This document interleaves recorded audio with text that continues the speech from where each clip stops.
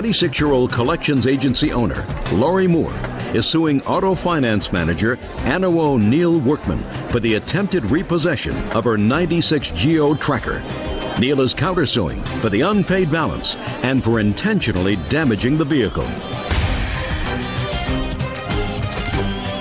Now, this is case number 146 on the calendar in the matter of Moore versus World Auto Wholesaler. You're welcome, Judge. Parties have been sworn in. You may be seated. Gentlemen, have seats, please. Ms. Moore, you purchased a used car from the defendant's company. Correct. When did you purchase that car? That was purchased on October 10th of 2003. And it is your claim that you suffered substantial damage. Yes, ma'am. You lost pets, you had aggravation, they harassed you because you didn't pay for the car. Correct. And they tried to repossess it. So you want to be compensated to the tune of $3,800. Yes, ma'am. Mr. Workman says that they did try to repossess their car because you stopped paying for it. And they are counterclaiming because Mr. Workman says that you promised them that if they repossessed the car, you were going to get it back in pieces, and you kept your word. So you bought the car on October 10th, 2003. And what did you pay for this car? I'm not sure. I don't have a copy of the contract that I signed. Why not? They didn't give me one. I went in by myself. I traded my vehicle. Miss Moore, if what you're telling me is that you purchased this car and you didn't get a copy of the contract, and you're a grown-up lady and you didn't say, can I have a copy of the contract? I don't believe you. That's correct. I didn't. I just want to know what you want me to believe, that's all. Can I see a copy of the contract, please? Mr. Workman, how long have you been in business? Our corporation's been in business for 2 years. Okay, so you bought this car and the amount of the contract was $4,894 and payments of $120 bi-weekly for 37 and a half payments. And the first payment was due on November the 22nd, 2003, giving you a little more than a month to start making payments. Now, did you take the car on October 10th? Yes, I did. And you drove it from his business to your home? Yes, ma'am. Did you drive it until the 22nd of November? On November the 6th, I had a car accident. With this car? Yes, I did. And what happened to the car? I accidentally pulled out into another vehicle. It did some damage to the radiator. On November the 7th, I called to tell him that I was going to be late. Just a second. You called to tell him you were going to be late with what? My payments. Why? Because I was making them early. I had already made a $200 payment. When did you make a $200 payment? It was shortly after I got it. He called them a pickup payment. What does that mean? Pickup payments, Your Honor, is basically what covers the taxes, the fees for their tag, et cetera, et cetera. Okay. You made a payment of $200 when? I don't have that date. I'm sorry. When? October the 18th. So on 10/18, you made a $200 payment. Is that correct? Yes, ma'am. Okay. So then you had a month to make your first payment. Right. No, Your Honor. What it is, she has 4 straight pickup payments. Mr. Workman, do you have another agreement that she signed? It's like a pickup payment schedule. Can I see that, please?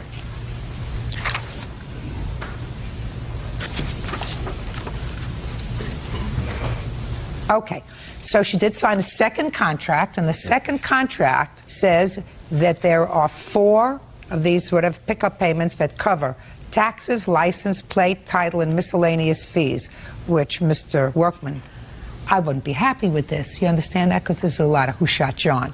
You understand what I'm saying to you, sir? Yes, ma'am. This is sort of outrageous, and you understand what I mean when I say that this is hokum? We do that, Your Honor, because a lot of times they don't have the down payment plus for the taxes and title. Listen to me. What are miscellaneous fees? You got $400 there. We always charge what they call a delivery fee. What does that mean, delivery fee? It's prep fees, Your Honor. It's baloney. It's baloney. I just want you to know that I know it's baloney. Yes, Your Honor. And you know it's baloney. All right, but you got the car. Now, you called him up, according to you, and said, I'm going to be late with my payments. He's not your brother, your father, your husband, your best friend. He doesn't give a rat's behind whether or not you have problems. You bought a car, you took his car worth $5,000, and before you know it, lickety-split, you're not making payments. You pay $200, and then you say, Now, after you paid the initial $200 on the 18th of October, Miss Moore, yes, ma'am. And I want you to be a crybaby, after you made the $200 payment, the pickup payment... 2 pickup payments. Of how much? $200 a piece. Okay, so you paid a total of $400. Yes, ma'am. And when did you make the second $200 payment? It was, I believe, a week or two after. I'm sorry, I don't When have... did she make the second $200 payment? She only made 2 payments, Your Honor. That was the 18th and the following week after that. So she stopped paid- making payments on the after that. I didn't ask you anything else. I said, when did she make the second payment? She made the second payment on or about the 25th of October, a week later. Now, after the 25th of October, when did you make your next payment? I hadn't made another payment on it. Fine. When was the first time that they tried to repossess the car? On December the 2nd. Okay. So you missed the payment that was due on November 22nd. Yes, ma'am. And 2 weeks later, they tried to repossess the car. Tell me how they tried to do that.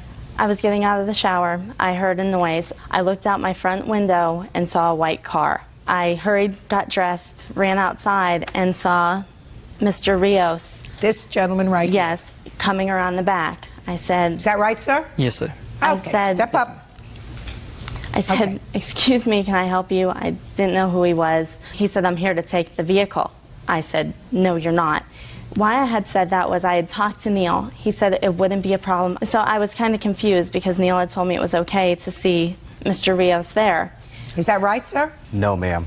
She told me she was having financial troubles, okay? And what'd you say? And I told her we need a payment in here as soon as possible. Okay.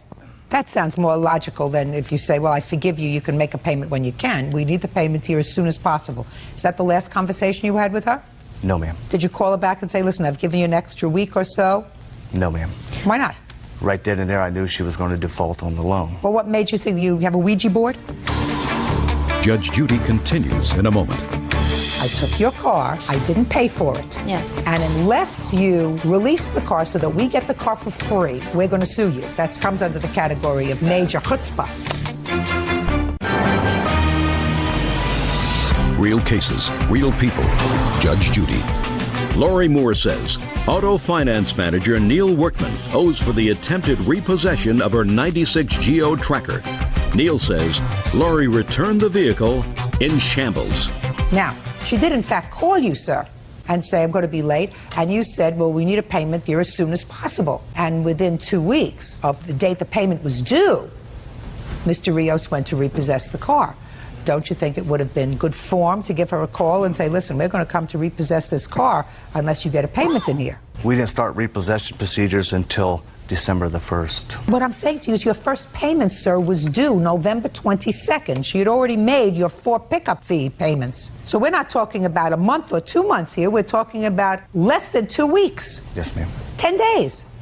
What if she had gotten her payment to you 5 days on November 27th? I would have stopped repossession procedures. Listen to me. You didn't start them until December 1st, Mr. Workman. What if she had called and said, I'm going to be a little late with my payment, and you said, we need a payment as soon as possible, and she got her payment to you on the 27th or the 28th of November? I would have never started repossession procedures. Right, because that's really not late. If you're 5 days late, people usually don't start repossession in 5 days, right? Right? No, ma'am. You start repossession in 5 days? Within 5 days, if they default on the first payment. Well, she really didn't. She made 4 payments. She made 4 payments, and one of them was for this bogus delivery fee. Right? No, Your Honor. She only made 2 payments of $200, $100 and another $100. I thought you said that you sent in $200 twice. I did. Let me see the checks. I do not have them. It was cash that I gave. I have the receipt, Your Honor. Can I see them, please? Yes. Miss Moore, Yes, ma'am. don't try to put one over on me, I'm madam. not. I did make those payments. Don't try to pull one over on me, madam.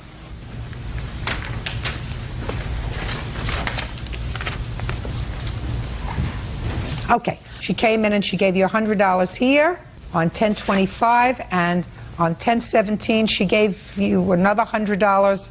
Absolutely right. You're a fibber, Miss Moore. You made 2 payments on the $400 pickup fee. You didn't make all the payments, so you were really far behind. Mr. Workman, you're absolutely right. I would have started to repossess the car too. All right, so now on the 2nd of December, you've just come out of the shower, you look outside, you see Mr. Rios, he's going into your backyard to retrieve the truck, which he had a perfect right to do because you were delinquent in your payment. And what happened? Well, when I came out, I told him he needed to leave. And did he leave? No. He stood there trying to intimidate me. I yelled for my 4-year-old to grab the phone. I called 911. He took off running. Okay. When I walked around to the front of the gate, my gates were standing wide open, and 3 of our dogs were gone. The fence posts, because they had opened it so wide to get the truck out, were pulled out of the ground. One of the dogs came back, which belonged to my landlord, who lives in an apartment on the property. My dog did not come back, as well as one of his. All right. Now, the only reason that I have a question for you is, why didn't you just take the truck? I didn't take the truck because she was inside the car. As soon as she saw me coming in, she went and ran and got inside the car. I did get in the car because I was told that it was okay by Neil. Just a second. So you didn't take it because she was sitting in the car? Right. Now I understand. All right. What's next? We put the flyers up for a lost dog. I don't care about your lost dog, madam. Let's go. Let's move forward. Now, why didn't you pay for the car? I was paying for the car. I was out of work. You didn't, Miss Moore. You didn't pay for the car. You're right. I was behind, and I had plans on coming in. I told him that. After this happened, I sent him a letter. The dog was gone. We had the dog for 6 years. If he wanted the truck, why didn't you give it to him? Because I had invested so much money in repairing the top, the engine, the tires. I had over $3,000 in repairs already invested into this, as well as trading my vehicle. And I didn't want... He was there. He had a right to take back his property. You knew that you hadn't paid for the property. I was also told it would be okay. And after... No. He didn't tell you it would be okay. He did tell me it would be okay. No, I don't believe that. I believe that what he said to you was, we need a payment as soon as possible. I think it would have been right for him to call you and say, bring the car in, rather than sending Mr. Rios out to get it. So he tried to repossess the car on December 2nd. And you got into the car, which you didn't tell me. Yes, I sat in the But you didn't tell me. You said he ran away. So he didn't take the car. What happened next? He didn't take the car. I called Neil to say why. You know, you told me it would be okay. I was coming in on December the 2nd to make the payment. Okay, so now we come to December 2nd. Did you go in and make a payment December 2nd? No, I didn't. I sent him a letter saying that we wanted the lien released because of the fact that we had to put all the money into fixing the fence, replacing the landlord's dog, and our dog, which we had had for 6 years. So you told him in your letter, you have the copy of the letter? Yes, I do. Well, that you have a copy of. There you go. Thank you. This says, we are writing to request the release of the lien for your car, which means you want him to give you the car free and clear. Correct? And you want him to give you the car free and clear because you say your company committed multiple crimes, including breaking and entering, unlawful entry, inflicting of emotional distress on our 4-year-old. Your illegal action caused the loss of 2 family pets. My landlord is preparing to sue you for the loss of his dog, breaking and entering. We have witnesses. You're asking that you release the lien within 5 days. Failure to do so will result in us filing a lawsuit, possibly criminal charges, and the loss of your dealer's license. So what you're saying to them is, I took your car. I didn't pay for it. Yes. You tried to come and get it. We don't like the way you try to come and get it. And unless you release the car so that we get the car for free, we're going to sue you. That's what, in effect, I know. In effect, that's what you're saying to them, Ms. Moore. Yes, because... All right. Well, you know, that's comes under the category of major chutzpah. That means nerve. Your Honor? I'm not saying that I like your tactics. Do you understand what I'm saying to you? I don't like your tactics. But this letter that suggests that you should get the car for free is major nerve. All right. So you wrote him this letter, and what happened, Ms. Moore? We didn't hear from them. And then? On January 19th, we went to Walmart. I ran in to grab some milk. My husband and son had stayed in the car. When I came out, my husband was running around yelling, call 911. Mr. Rios had punctured the tire, and a few minutes later, a car came and blocked us in. I dialed 911. The police came, told them that they had no right to the vehicle, and they needed to leave. I have a towing receipt from that night, my husband's hospital bill, and a receipt for the tire. What was his hospital bill for? When he was in the car, he was turned around playing with my son when he punctured it. My husband went to get up, and the seat broke, causing a pain in his back. I have the doctor's notes. I don't need a doctor's note. He looks just fine to me. You feeling good, sir? Better. Do you work? Right now, no. Actually, he's disabled. Disabled as a result of what? A bad car accident in 1999. So he hasn't worked since 1999? No, ma'am. Does he receive disability? We're still trying. So he doesn't receive disability. I support my family. How? I own a business, What kind of business? a collection agency. Okay. So it's those two incidents that you're suing him for, madam? Yes, ma'am. Okie dokie. Good. Now, when did you finally give him back the car? We Miss went Moore? to court for mediation. We're in there, and he's bad-mouthing me very loud to everybody. When did you finally give him back the car? I gave him back the car on April the 4th. Your Honor, she called me and told me that Mr. Rios tried to repossess the vehicle again. So I told her, I said, well, it looks like you're not going to give up the vehicle, so I'm going to go ahead and get a court order to release the vehicle to me. She quoted saying, if you do, I will deliver the car in pieces. That is and I not have pictures true. up here of the see it, vehicle please. after she delivered.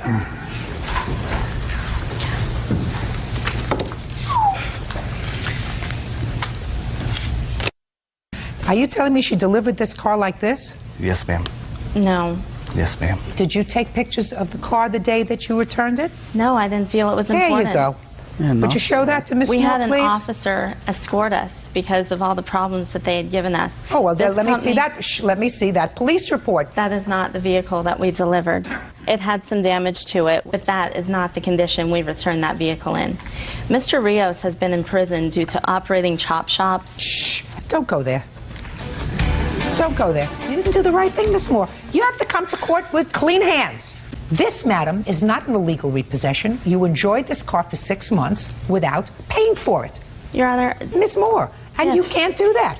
You buy something, you pay for it. If you don't pay for it, the company, even if you're dealing with people that are questionable, I mean, I don't like this contract, and I told them I don't like this contract, but you're a businesswoman, you have, according to a collection agency, yet you want me to believe, Miss Moore, that you purchased a car, and I didn't take my receipt, I didn't. and I didn't take a copy. Miss Moore, I'm sympathetic only marginally with you. You didn't do the right thing. You purchased a car and then you sought to get it for nothing. Now, I'm not 100% positive that this is her car. I mean, I have a VIN number here and I have to be able to see that this is the same car. She says it's not, this isn't the same way she delivered it. I'm not so sure because Miss Moore fibs. Your Honor. What? when we went to court for it, the judge, because they filed to sue under a false name, the judge gave them 30 days to amend their suit. That was on April the 28th. They didn't refile again until after I filed my lawsuit. How come you didn't do it? Shh. How come you didn't do it? What we was going to do, Your Honor, is just write it off as a bad loan. Well, then maybe that's what you should do, sir. Maybe that's what you ought to do. You had 30 days in which to refile. You didn't do that. So you are bound by this judge's order.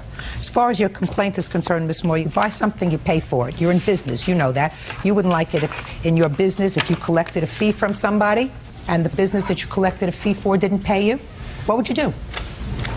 What would you do? That's how you're in business. That's how you support your family. I have laws that I go by, and I've never let... One of the basic laws, madam, is if you buy something, you pay for it. Otherwise, it's called stealing. Your case is dismissed. That's all.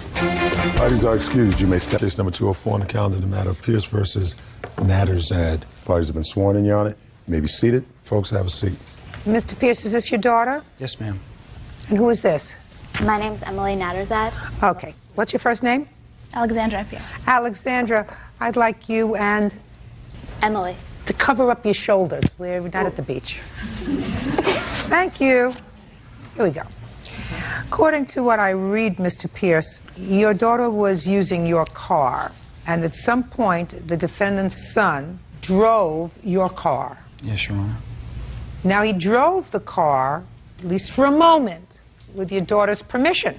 But then, according to you, he exceeded that permission and burned out the clutch, causing serious damage to that thing which you have over there, which I'm not even going to try to understand. That is correct. What is your name? Noah Natterzad. Now, Noah and his father say that he had your daughter's permission, and there was no way that he could have caused the kind of damage that you say he caused. So, Alexandria, they call you Alex? Yes. Alex, where were you, and when did this incident take place with Noah? It was on May 12th. I was driving to her house, and from Driving to whose house? Emily's house. I arrived at her house, and Noah came out from the garage and said, "Alex, you're parked wrong. Do you want me to repark your car?" And I said, "Sure, just What simply." time was this? Probably around 12 or 1 o'clock. In the afternoon? Yes. Why didn't you go out and park the car yourself? I don't know. I trusted him. I've known them for like 7 years. I mean, I didn't know he could damage it by just simply turning it around. If you've known him a long time, you know that he's only 15 years old. No, I didn't know that. He had taken Emily's car in the past and gone and gotten us food and stuff like that. I've seen him drive her car before. Okay, so you handed him the keys to your car. Yes. Just to repark the car, though. Then 20 minutes later, he comes back.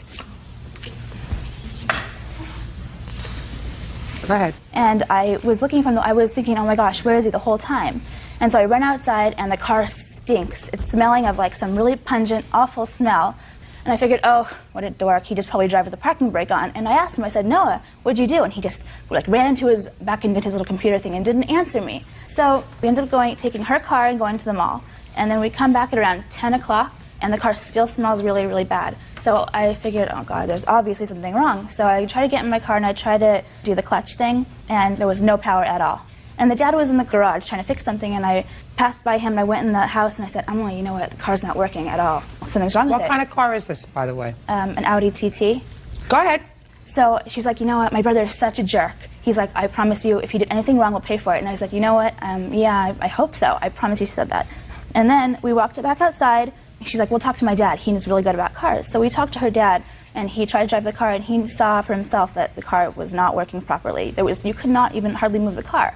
So he got behind the wheel of your car? Yes, he did. Okay. And he tried to drive it? Yes. Is that right, sir? Somewhat. Don't tell me somewhat. Did you get behind the wheel of her car and try to drive Yes, I did. it? Then just say yes. Yes, I did. Good. So that means that she complained about the car immediately, right? Right. And I had said to him, I said, that early that day, Noah drove my car, and I drove here, and the car was perfectly fine. Then I got back, and it didn't work at all. Fine. Now, Noah. Yes. You know who I am, right? Yes. And you know the one thing you don't want to do is say anything that's not true here. Because if you do, it will be the sorriest day you've seen in your 15 years. Yeah. You believe me, don't you? Yep, I do. What your father will do to you is nothing compared to what I can do to you. Now, when Alex came to your house, where was her car parked that was a problem? Well, it has to be parked on the flow of traffic. So if you're going down the hill, it needs to be parking going down. She came on the opposite side, which would be the up side, and you get tickets if you do that. And I've seen it happen before. Good. So you went inside and you told her... I told her that your car is parked in the wrong spot. And she'll get a ticket because I've seen it happen before. And what did she say to you? She said, go park my car on the other side. Great. Yes. So far, we're in sync. Yes. So you went out, you took the keys. Yes, I did. And you turned her car around. Yes. But you didn't come right back inside, Noah. I didn't come right back inside. Maybe... Right. It was not... Shh. So you turned the car around, and then you decided to go someplace else. Where did you go? I went a couple houses down to my friend Jake's house. I didn't turn it around first. First, I went down to him, showed him the car, and he was going to come back up to my house with me because he was coming over. So I was going to bring him up, but then I stalled it once, and then the clutch was stiff. Noah. Yes. What you did was you exceeded your authority. She gave you the authority to turn her car around and park it. Was your sister's car there? No, it wasn't. Or, yeah, her car was there because she was home. Right. Yes. So if you wanted to go someplace, you could have used your sister's car, right? Yes. Do you have a driver's license? No. But you've driven your sister's car before. I've never driven it. She said that... Shut up. So what you're telling me is you never drove your sister's car. I've never driven my sister's car. Did you ever drive your father's car? Yeah, because I have my permit, but with him in the car with me. Okay. And what kind of a car does he have? An Armada. Nissan. Does it have an automatic or a automatic? Manual? So the only time you've driven a car is, according to you, when you're permitted to by driving the car with your father, yes, which is an automatic. Yes. So that when you got behind the wheel of Alex's car and you realized that it was A manual transmission, which is totally different, which I know I couldn't drive, and I've been driving for longer than you've been born, and she's been born, and she's been born. I would say, gee, I don't know how to drive this car. I couldn't get it from one gear to the next. Turn off the key, go inside, and say, Alex, I thought your car was an automatic. It's not an automatic, and I don't know how to drive a manual transmission. You better move your car around. But I have friends who drive manual, and it's a guy's thing to know that if it's like it's a guy's no, thing. I'm just saying, is that what you're telling me? It's like it's a guy's thing. You're born with that. You know how to drive manual. Is that what you're telling me? No, well, I told you. You don't want to look like an idiot in front of your sister and your father and 10 million other people. Judge Judy continues in a moment. Once you took it and it exceeded the permission she had given you, you stole it. Let me tell you, don't shake your head no, I'm telling you yes. And later today, you sold a used car to friends. Well, frenemies, yes. What did she say? Frenemies. Frenemies? Yeah, I was kind of making a joke. Only Bird makes jokes here.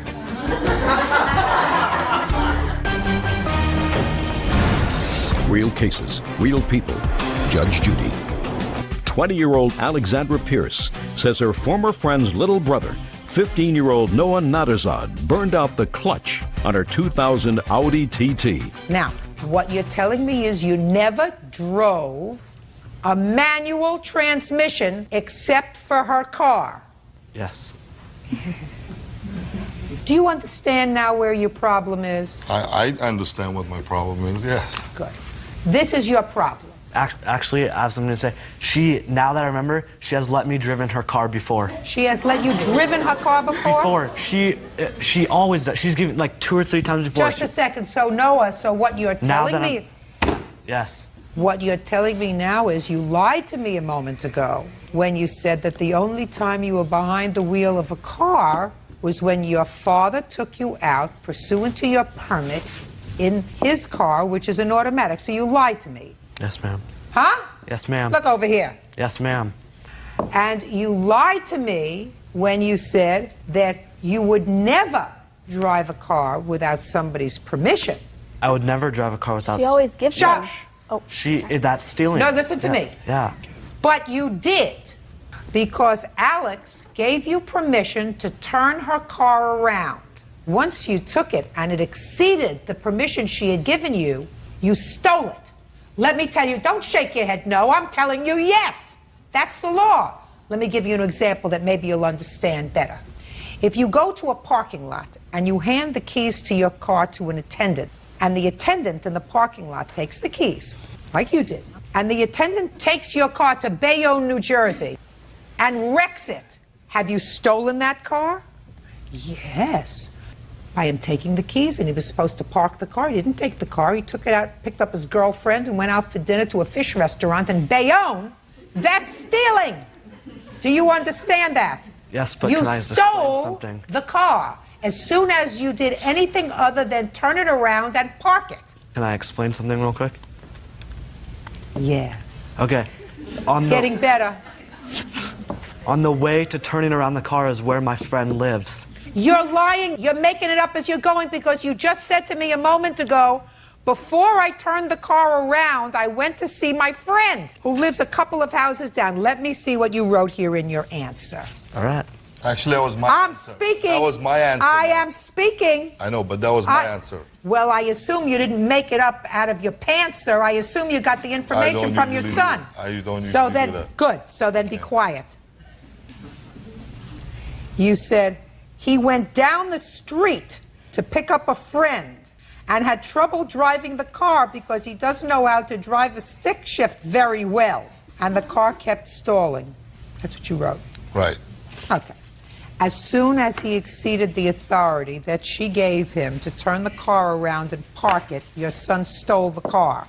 And anything that happens to that car while he has it, which is clear to me, trouble happened to that car, because immediately she said, could you please help me with this car? You got behind the wheel of the car that day.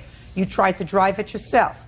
Your excuse is that it's not possible for him to have damaged the car during that period of time. You now have the burden of proof. Prove to me that he didn't damage the clutch. Okay, well, first I'd like to start with... Start with nothing. No. Start with exactly what I said. Are you going to allow me to set my case or not? Start exactly... Are you going to allow me to set my case or not? Start with exactly what I told you. What? I've said to you, he stole that No, by that law. is not true, because there was no parameter for what she told him to do. Listen to me, sir. He already testified that he went inside...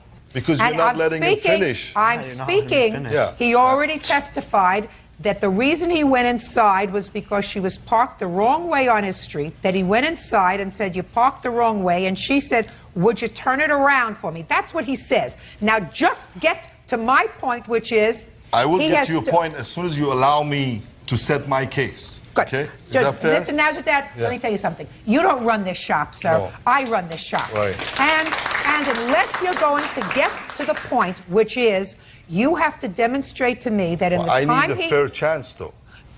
Sir, can I see the cost of repairing the clutch on the car? Going to give him a quick lesson in responsibility. And if you are the person from whom he's learning responsibility, he's in serious trouble. Because when you do something wrong, you're supposed to accept responsibility, put a period, and move on. Your son did something wrong. You accept responsibility and you move on. Judgment for the plaintiff in the amount of $1,624. That's all.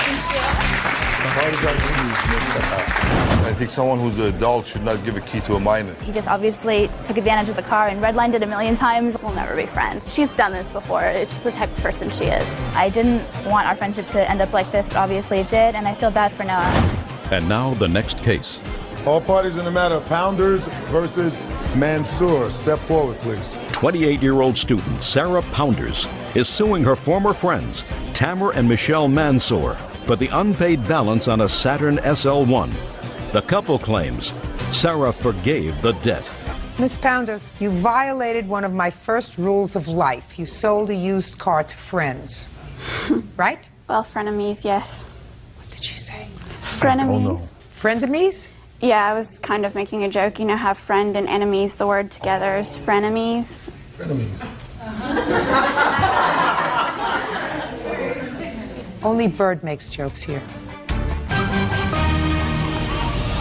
Real cases, real people. Judge Judy. Sarah Pounders claims former friends Tamer and Michelle Mansour conned her out of a Saturn SL1. Okay, when did you sell them the car? On March 4th of this 2004. What kind of a car was it? A 1997 SL1 Saturn. Car that you liked? Yes. Thought it was a good deal? The deal was good. It worked out good because she would let us make payments, and we were in the process of buying a house, so it worked out really good. So it was a good deal? Yes. So why didn't you finish making the payments? Because Oliver and me used to be... That's Oliver. Correct. We used to be really good friends, best friends for a while, and I used to live in the same apartment complex as Sarah. They ended up being friends, they were dating for a while, and then they broke up. And then in between, when I saw Sarah on and off, she would always say, oh, I miss Oliver, I miss Oliver. One day, me and my wife were talking, we really needed to get a second car, and so we coincidentally came home and saw a for sale sign on Sarah's car. And I went and talked to her. Oliver was with me that day when I went to see her, so she was excited to see him. Get to the point. You bought the car. Well, it leads up to it because it's hard to, when we got home, there was a note on our door from Sarah saying that I'll take $200 down and I'll take $200 a month. You don't have to pay it on the first. If there's a problem with the car, you can take it off the payments, and that was it. Show me the note. I don't have the note on me, but I don't think she'd deny the fact that she wrote it. Yeah, I read him a note, something like that. And what was said in the note? Let's see if we agree what the note said. That she would take $3,600. Yes. Take payments of $200 a month. Certainly. That you didn't have to make the payments on the first of the month. Right. And that if there was something that went wrong with the car, they could deduct that from the money. Right. That was an idiotic thing to say. I know, I agree. But you agree that you wrote it? Yes. What else did the note say? That was the most important part. The rest was just... Okay, fine. Yeah. So you decided to buy the car. Yeah. Now I got the backstory. Wonderful. Yeah. Get on with it. Why did you stop making payments on the car? Later on, me and Sarah were talking on the phone, and she said, oh, I'm so happy that you hooked me up with Oliver that I'm not worried about it. You can just keep the car. Word for word. And you said, don't be ridiculous. We had an arrangement. I'm glad that you and my friend Oliver are back together again, and I wouldn't think of taking advantage of our friendship like that, of course I'm going to continue to make payments. At what point in the conversation did you say that, sir? I didn't say that, because Sarah doesn't need to worry about money. She's a trust fund baby. Maybe that's why you think that you didn't have to pay her. I didn't have to pay her because she said that. Did you say that to him? I absolutely did not. In fact. Absolutely not. If she wanted to give you the car, she would have given you the car. I don't believe you. Well, I it's don't hard to believe believe you. her, And you too. want to know something? If I don't believe you, then you're a liar. Well, I'm Because it not a doesn't liar. make. Oh, yes, you are. No, I'm not. Yes, you are. No. And not only that, but you're You not don't know Sarah honorable. either. Not only that, but you're not honorable. What do you want to show me? I am honorable, because after He's that, on I continue probation to pay for breaking into a car and attempting to steal it. And Hey, oh, I thought you motioned for me. Sorry. Sorry. I don't do much around here. Let me do that. Can I make a comment? Mm-hmm. He took the title out himself, filled it all out, and told me, this is what you do, you sign here. I know all about selling cars, Betty, it's all right, you can trust me, you're my buddy. And he told me that if I were to sign, I would still be the legal owner of the car. He would just have to do that to insure the car. And that's why I signed it, because I trusted him as my friend. He's a slick liar, and you signed this bill of sale? Did you sign this bill of sale? Yes. Sarah's a habitual liar herself. She followed the Grateful Dead concert Is she for a 2 felon? years. Is she a No, convicted felon? But she's an acid That's person. is she a convicted felon? No, but she does acid. When you went, listen to me, when you were arrested by the police and you appeared before the court for the first time, did you enter a plea? I'm speaking to you. I refuse to answer that question. Oh, God, listen to me.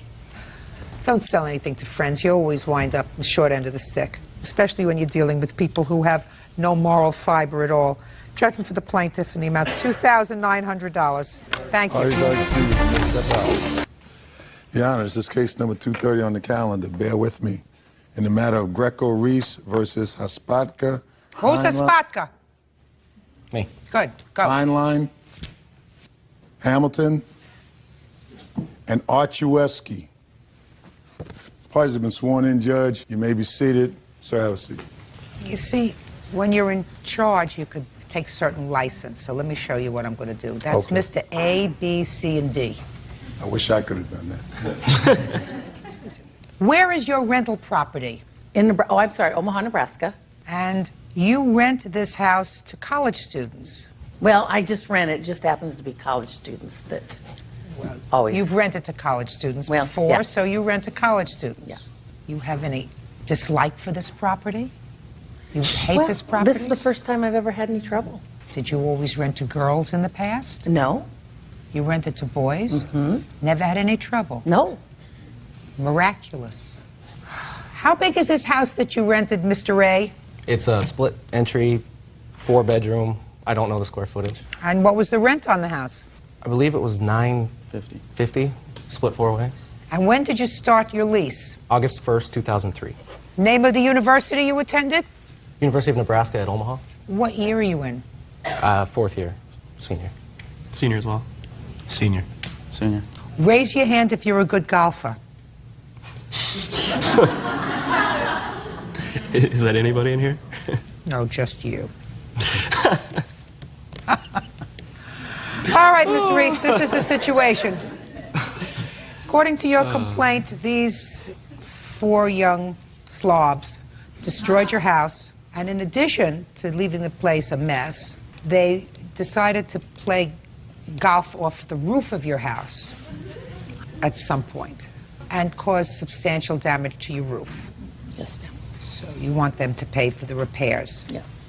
The boys say they didn't have a chance to clean up because you changed the locks on the house, which must have been the month of July, right? Correct. End of July, yeah. End of July. End of mid-July, right? But Yeah. Well, end of mid-July. end to mid-July. I don't remember the sorry. exact date. Sometime after the 20th of July. So the end of July, she changed the locks. Yes. Why do you think she changed the locks, gentlemen? I don't know. She claims that we abandoned the house, but we did not. We still had property in there. Did you pay July's rent? No. Well, just a minute. Mr. D says yes. You say no. Mr. D, did you Well, pay July's rent? The security deposit, she took that as last month's rent, is what she told us. She said we didn't have to pay last month's rent, she would keep the security deposit. Why would anybody in their right mind say that until they inspected the house? Good question. No, Who did she no say idea. that to? On the phone. On July 19th, the day rent was due. July 19th. Then what did you say? She called me. I was in bed. She woke me up and she said she was talking about rent due today, and I said, yeah, I know. I'm going to bring it down later. And she said, but if you guys, don't pay it, I'll just keep the security deposit as last month's rent. Is that what you told him? No, ma'am. There was so much damage in the house that I could have used another 2 months' rent to fix what I fixed in that house.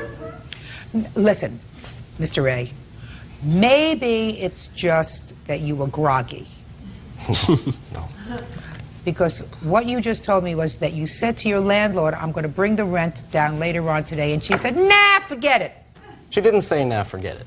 But she left me with the understanding that that's different. If we did not pay last month's rent, I don't remember exact words, I'm sorry, this was a long time ago. I was under the understanding when I hung up the phone that if we decided that we didn't want to pay last month's rent, she would keep the security deposit. Well, maybe you said to her, maybe since you don't remember the exact words, and maybe the impression was left with you because you said to her, I'm not giving you the last month's rent, keep the security deposit. Because then, that was on the 19th, sir? Yes. When did she change the locks on the house? Like I said, sometime after the 20th. It was Well, that would have been, listen to me, Okay. listen to me, that would have been the very next day. So that makes sense to me. What makes sense to me is she called you and said, where's the rent? And you said, you're not getting the rent, you keep the security deposit. And then she says, oh yeah, I'm changing the locks on the house. That makes sense. Not, don't come down and pay me the rent. I'll keep the security deposit for the last month. And then she goes in and changes the locks. That doesn't make sense. Okay, now, what I would like to see from you is photographs of the house if you have it. Got those here.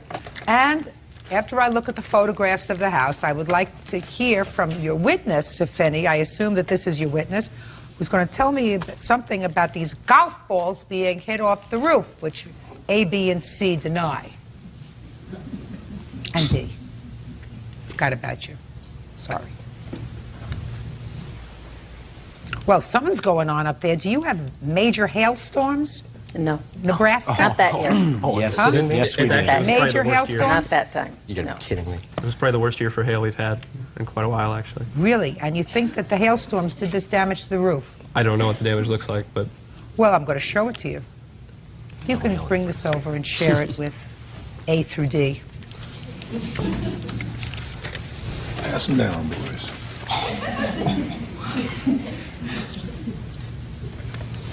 Your Honor. I assume since you didn't see the damage and you don't know anything about the I damage. do know one thing. Yes. I found out today that they had a fifth person living in my house because the man that came to help Mr. the last D, Mr. to D. help D Perfect. move out, was the one that told my new renters what they did, and they started it July 4th. Just a second. You're the new renter? That's correct. Tell me your name. Robert Schneider. Mr. Schneider, when did you meet these gentlemen, if at all? I believe it was either the 25th or shortly after the 25th of July. And where did you meet them? At the home. What were they doing there? They were removing their belongings. Did you have a conversation with any of these gentlemen? Yes, I had a conversation with a close friend of the defendant's. He said to me... Just a second. What was his name? You know, I don't recall at this time. I'm kind of flustered with names. I don't recall names very well. I'm more of a face person.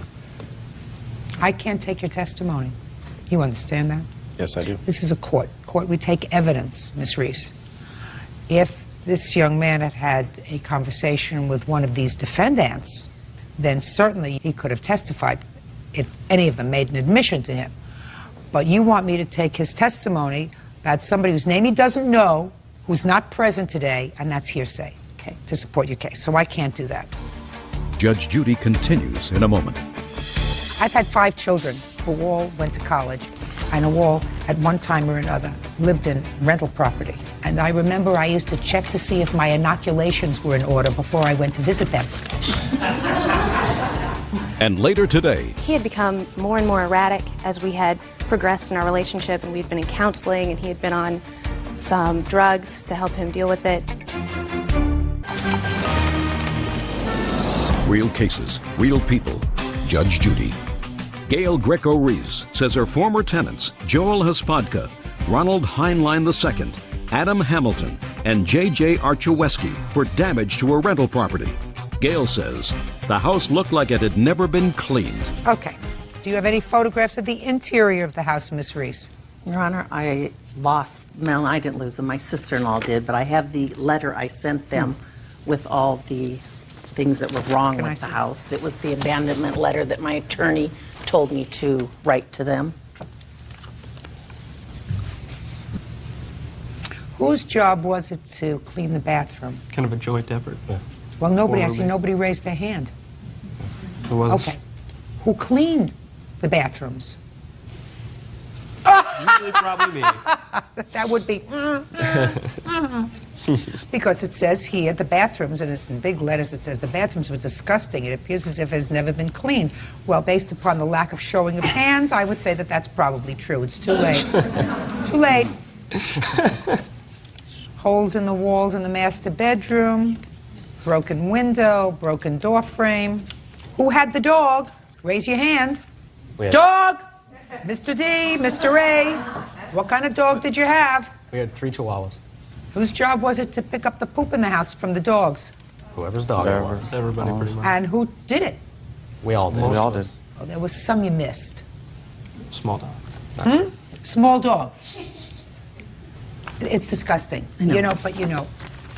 Your Honor, I've had 5 children who all went to college and who all, at one time or another, lived in rental property. And I remember I used to check to see if my inoculations were in order before I went to visit them. And if they would ever ask me, would you like to go visit my friend's house, I would say, no, thank you. They can join us for breakfast at McDonald's. Because I don't go to anybody else's mess. Bad enough I have to go and look at your mess. Yeah. So you have to understand that you've been very fortunate if you haven't had a I have mess. been. This is the first time I've had it this bad. I'm not even addressing the golf balls over here because you don't have any proof of that. You don't have any confessions and you don't have any witnesses who saw them hitting golf balls off the roof. And I'm not going to get any admissions from these guys because nobody even wants to admit who did the bathroom. Aside from the roof, let me see estimates of the damage to the house. I didn't have them because I just wrote everything down when I sent them in that abandonment letter. Yeah, well, that's not and good at enough. the time of the lease, when they signed the lease, they asked if they could have 1 dog. I don't care whether they have 1 dog, they can have 1 dog, they have 20 dogs. They got to clean up the dog's poop and not leave it in the closet. Listen, they did not pay the last month's rent. And they were there after the 18th of July. Therefore, they owe you the entire month's rent. That's $950. And based upon what I see in your abandonment letter and what they concede about the condition of the house, that they had 2 dogs, I mean, that's not something that you guess at. You guessed that they had 2 dogs. You found remnants of the dogs there. I can guarantee you that it cost $900 to fix up the mess that you left in the house. So you owe her $950 for rent and you owe her $950 for cleanup. Well, you've already paid her $950 because that is your security deposit. Right. So, gentlemen, you owe the plaintiff $950. Divvy it up.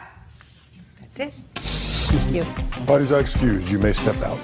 One of their friends told one of my new renters why the roof was damaged. Everything on the roof is baloney, if you ask me. We never went on the roof. I don't know where she got that from. I changed the locks and told them they had to call me when they were ready to get their stuff, that they were not going into the house. There was stuff that we damaged. She didn't have a chance for us to fix it. I mean, she just changed the locks. They're seniors in college.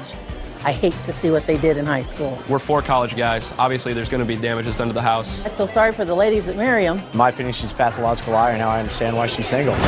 And now the next case. All parties in the matter of Gillitzer versus Morris. Step forward, please. 25-year-old administrative assistant Frank Gillitzer is suing his ex-fiancée, ballroom dance instructor Mally Morris, for the return of the engagement ring. Mally claims Frank told her she could keep it. Mr. Gillitzer, how long were you and Miss Morris engaged? Exactly 1 year to the date. And when did you become engaged? October 18th, 2002. And when did the engagement terminate? October 18th, 2003. And you are seeking in this lawsuit the return of the engagement ring? Correct. When did you ask for the ring back? I believe the correct date on that is the end of January. Once we terminated the relationship October 18th, and then at the end of January, that's when I asked for the ring back. because we started talking again and trying to reestablish the relationship at the end of November. And I moved back to Milwaukee on January 4th of 2004. And at the end of the month, I found out that it just is not going to work. At that point, I started asking for the ring back. Real cases, real people. Judge Judy. Frank Gillitzer says his ex-fiancée, Mally Morris, owes for the return of the engagement ring. Okay. What did Miss Morris say to you the first time you asked for the ring back? The first time, she said no, she's not giving it back. And Did she give you a reason? Honestly, at that time, no. I have emails stating that she's just not returning anything of the ring or... Well, let me see if you have an email with regard to the ring. Here are 3 emails stating that she's not giving the ring back. Why wouldn't you want to give him the ring back? Well, Your Honor, I had already returned the ring, and then... When did you return the ring? I returned the ring on the day, October 18th, that I removed my items from his home. Following that, we did start talking again. We became friendly. He asked me to please keep the ring. He didn't want the ring. He didn't want the emotional attachment. I said, all right. So what you're telling me is he told you to keep the ring? Yes. And I have a statement from him to that effect. I only have one email on January 31st where you say I'm not sending it back. Correct. I didn't have the ring. At the time that he emailed me, he had become more and more erratic as we had progressed in our relationship, and we'd been in counseling, and he had been on some drugs to help him deal with it. When I received his first email, I didn't know what to think of it because I thought that he was in possession of the ring at the time. When was that? I think he came into the possession of the ring in December. We went to a meeting together at KU. In the car, I had the ring, and I also had a dance videotape. Where was the ring? It was in the cup holder of my car. Why? I had just taken it off. I have kids, and I take it on and off, and I had left it in the car. But after that night, I could not find either the video or the ring. And I you had gone together yes, to the and meeting? we had gone together. In the same car? Yes. You remember going to that meeting? I remember going to the meeting, and I remember the tape. I purchased that tape because we were both dance instructors at the time, and to use it for choreography, I told her that I purchased the tape, I would like to take it and make a copy of it, and I'll give you the copy of the tape. So you took the tape? Correct.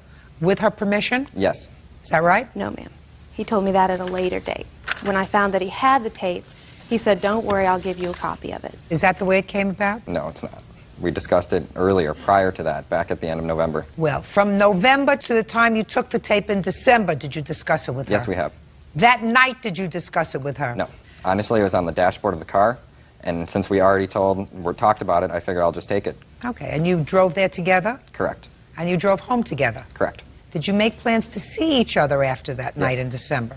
Yes. When? The next day, I assume. Did you see each other the next day? I do not believe that we made plans to see each other. I don't think that I saw him after that event, before he left for Wisconsin. I did speak with him on the phone. Do you remember when? I don't. We spoke off and on throughout December and January. Do you remember when the first time that you raised the issue of the tape? It was early in January. KU has a activities fair.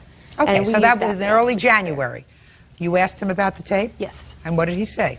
He said, well, yes, I have the tape, but don't worry, I'll get you a copy. Fine. When did you ask him about the ring?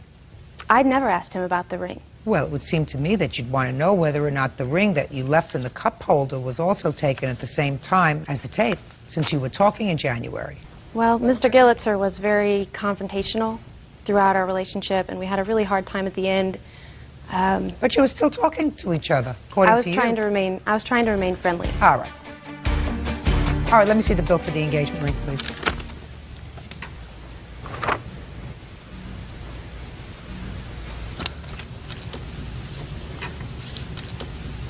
Okay. Not a very difficult case. Miss Morris, it's been my experience that if something doesn't make sense, it's usually not true.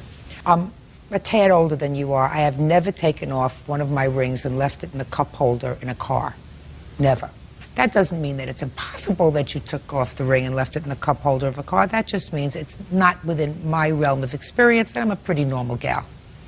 It also doesn't make sense that you would ask him within days about the tape, but not ask him whether or not, in addition to taking the tape, he happened to take the engagement ring that was in the cup holder of the car. That doesn't make sense to me. And you have an obligation, once the engagement is over, to return the ring to him. You don't have it to return to him. Judgment for the plaintiff in the amount of $1,853. That's all. Parties are excused. You may step out. Yeah, that's case number 247 on the calendar in the matter of Theodorov versus Rector Huff. Parties have been sworn in. Judge, you may be seated. Folks, have a seat.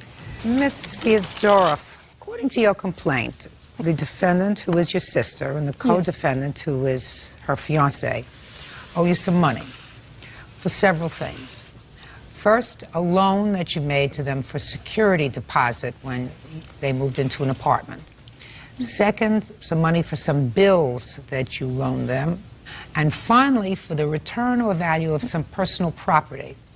Personal property consists of some furniture that you claim to have loaned them. And second, a ring set that you say was an heirloom from your mother given to you that you merely loaned to the defendant. Your last name is Huff? Yes, sir. Ma'am. In order to propose to your sister, and you were supposed to get it back. That's correct. And the defendants say that the money that you did give them was for babysitting for your daughter, that the furniture was furniture that you were going to throw out because you bought new stuff. And as far as the rings are concerned, the rings, your sister said, belongs to your mother, who is still alive, and she returned the rings to your mother. That the case? And then you have a counterclaim. Your counterclaim argues that because of some disagreement that you and your sister had, she has embarked upon a vendetta and put sugar in your gas tank and ruined your bank credit because she locked into your bank credit online and caused you to lose money, lose wages, whatever. Anyway, you have a counterclaim for harassment. You and your sister and her fiancé lived in a house that you owned for a period of time. Is that right? Yes. And when was that? That was January of '03. And how long had you been living with your sister?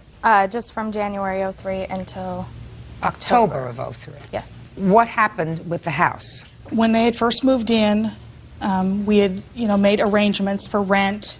I asked for $100 out of each of their paychecks, which totaled $400 a month.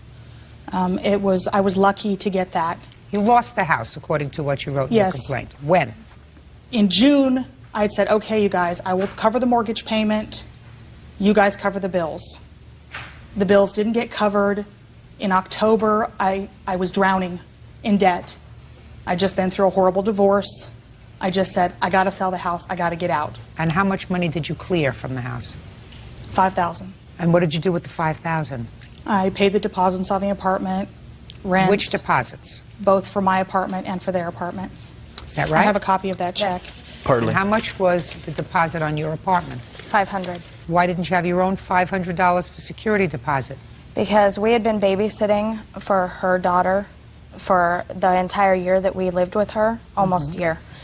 And she was supposed to pay us for that, and she never did. And she told us when she sold the house that she would pay our security deposit and give us $1,000 to pay our first month's rent and to get car insurance in order to clear the debt of watching her daughter. And you say that never happened? No. Okay. How many rent checks do you have there for $400? None of them are for $400. We paid $100 out of each one of our paychecks. Okay. How many $100 checks do you have to the plaintiff? Approximately 10. Now, may I see it, please?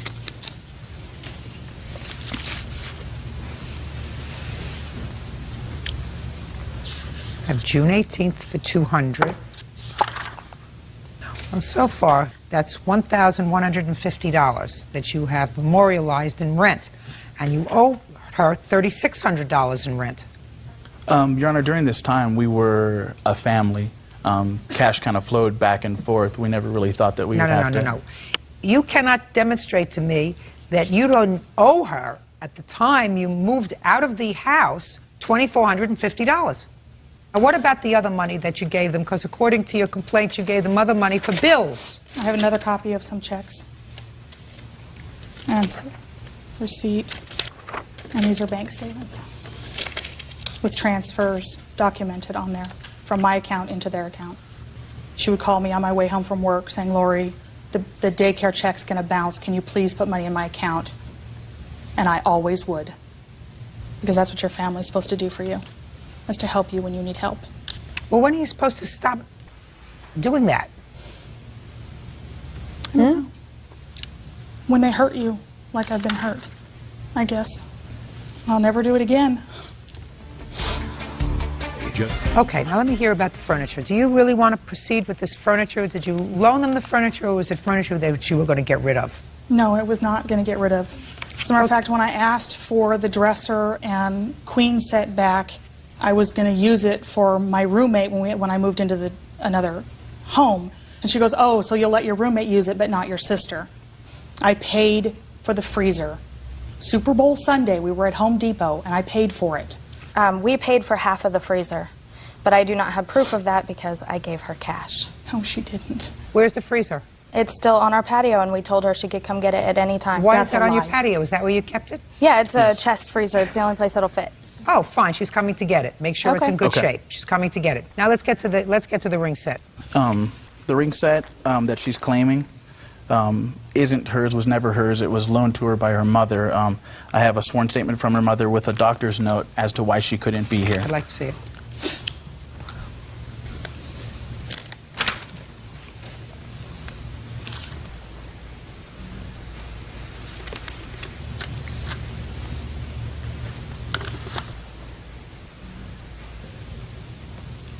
Okay, your mother who signed this notarized letter. I'll let you read it. Your mother says that she loaned you the rings when you became engaged and then married, and now she's loaned them to your sister, and she certainly expects to have them back. Mm-hmm. They're in her possession now. And they are in her possession now? Yes, they are. Okay, fine. So let's forget about the rings. Now, I want you to tell me about your counterclaim. Okay. On July 3rd, my witness, Kelly Pruitt, saw Lori Theodoroff break into my bank account on her computer upstairs. Okay. Step up. Tell me your name. Kelly Pruitt. Miss Pruitt, how do you know these two people? I worked with Lori Theodoroff at Kaiser Hospital, and we became friends. And I was living with her for 2 months.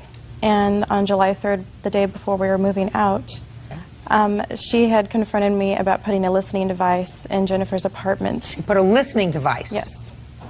And had overheard Jennifer and I talking about helping her ex-husband to try to get her daughter, Sarah, so he can have full custody because Lori is not a fit mother.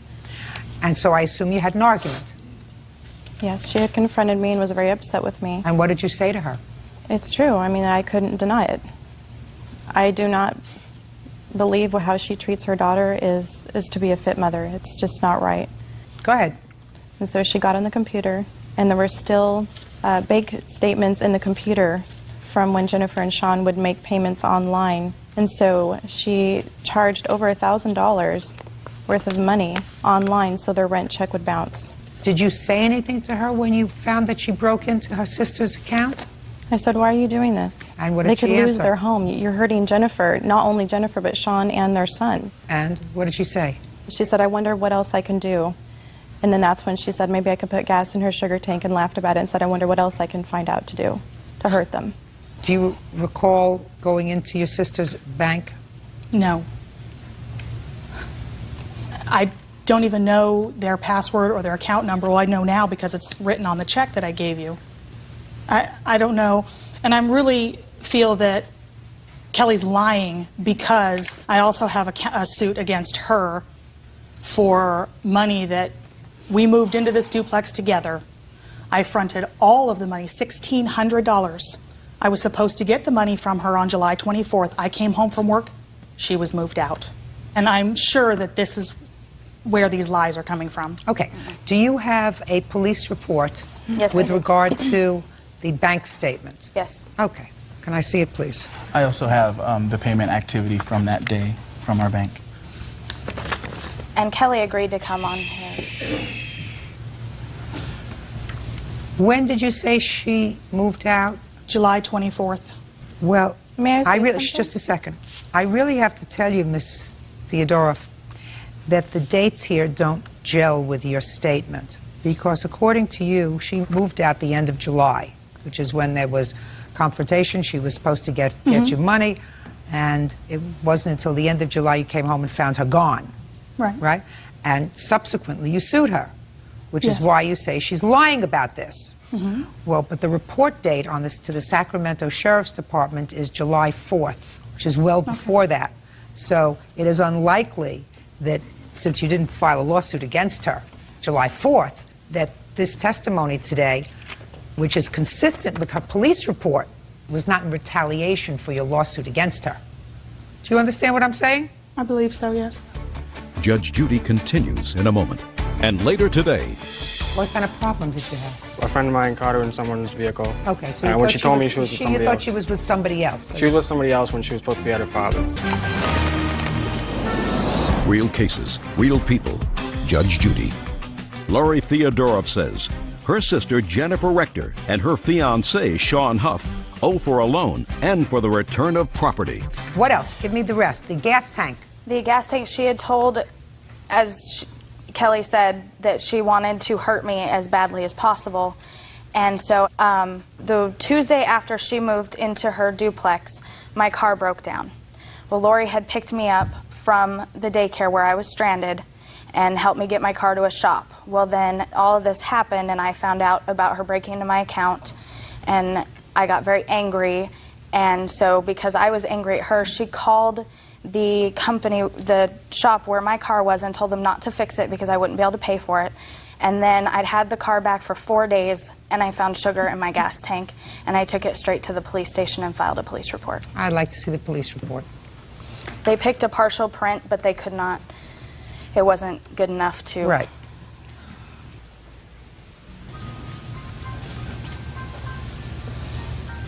Okay, so this is your statement. Nobody saw her put sugar in the tank.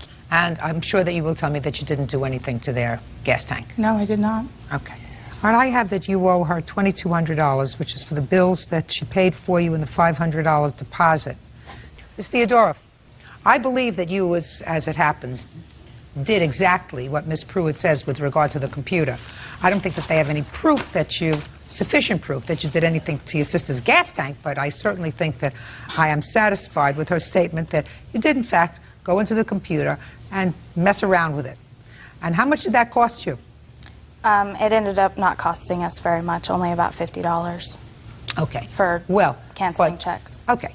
But as far as I'm concerned, there has to be some penalty for that. You understand me? Yes. Yeah. Because you can't do that vindictively. I mean, if you do that, you can go to jail for that.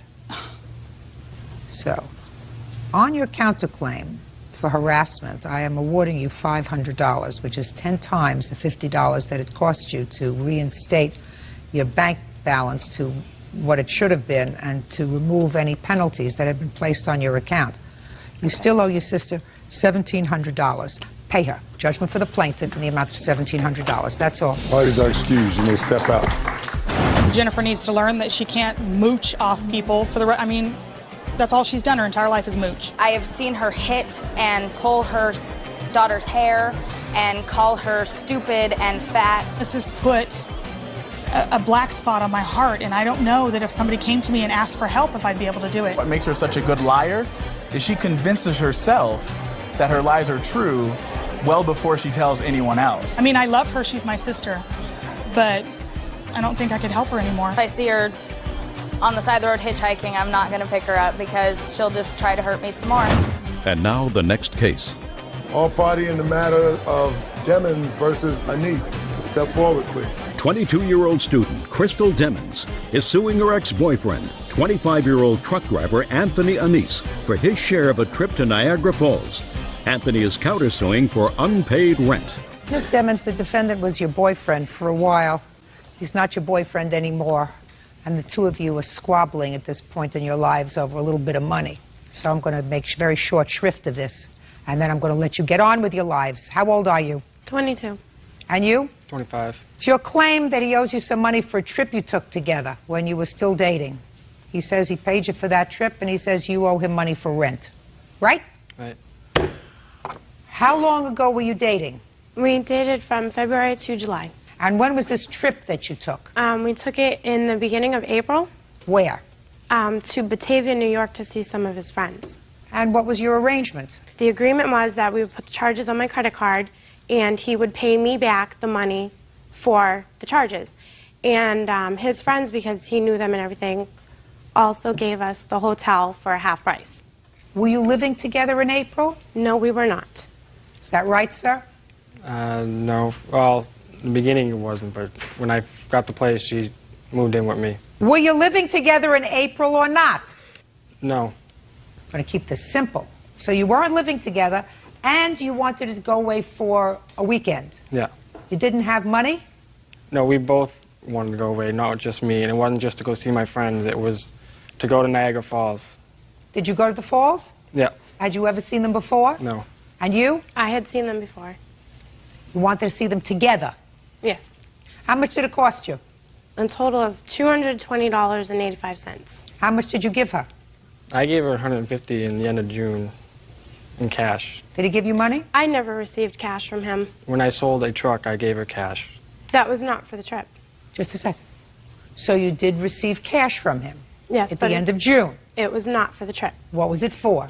I had I got conjunctivitis. I work with kids, and I missed a month of work, and I was falling behind in my bills, and I was going to ask my father for help. Tony offered to give me a little bit of money towards some of my bills that are my regular bills.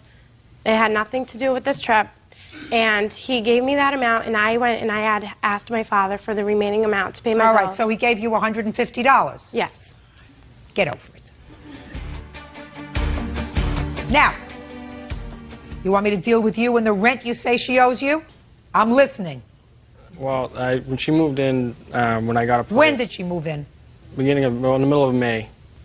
She stayed with me until July 4th, and I kicked What her happened out. July 4th?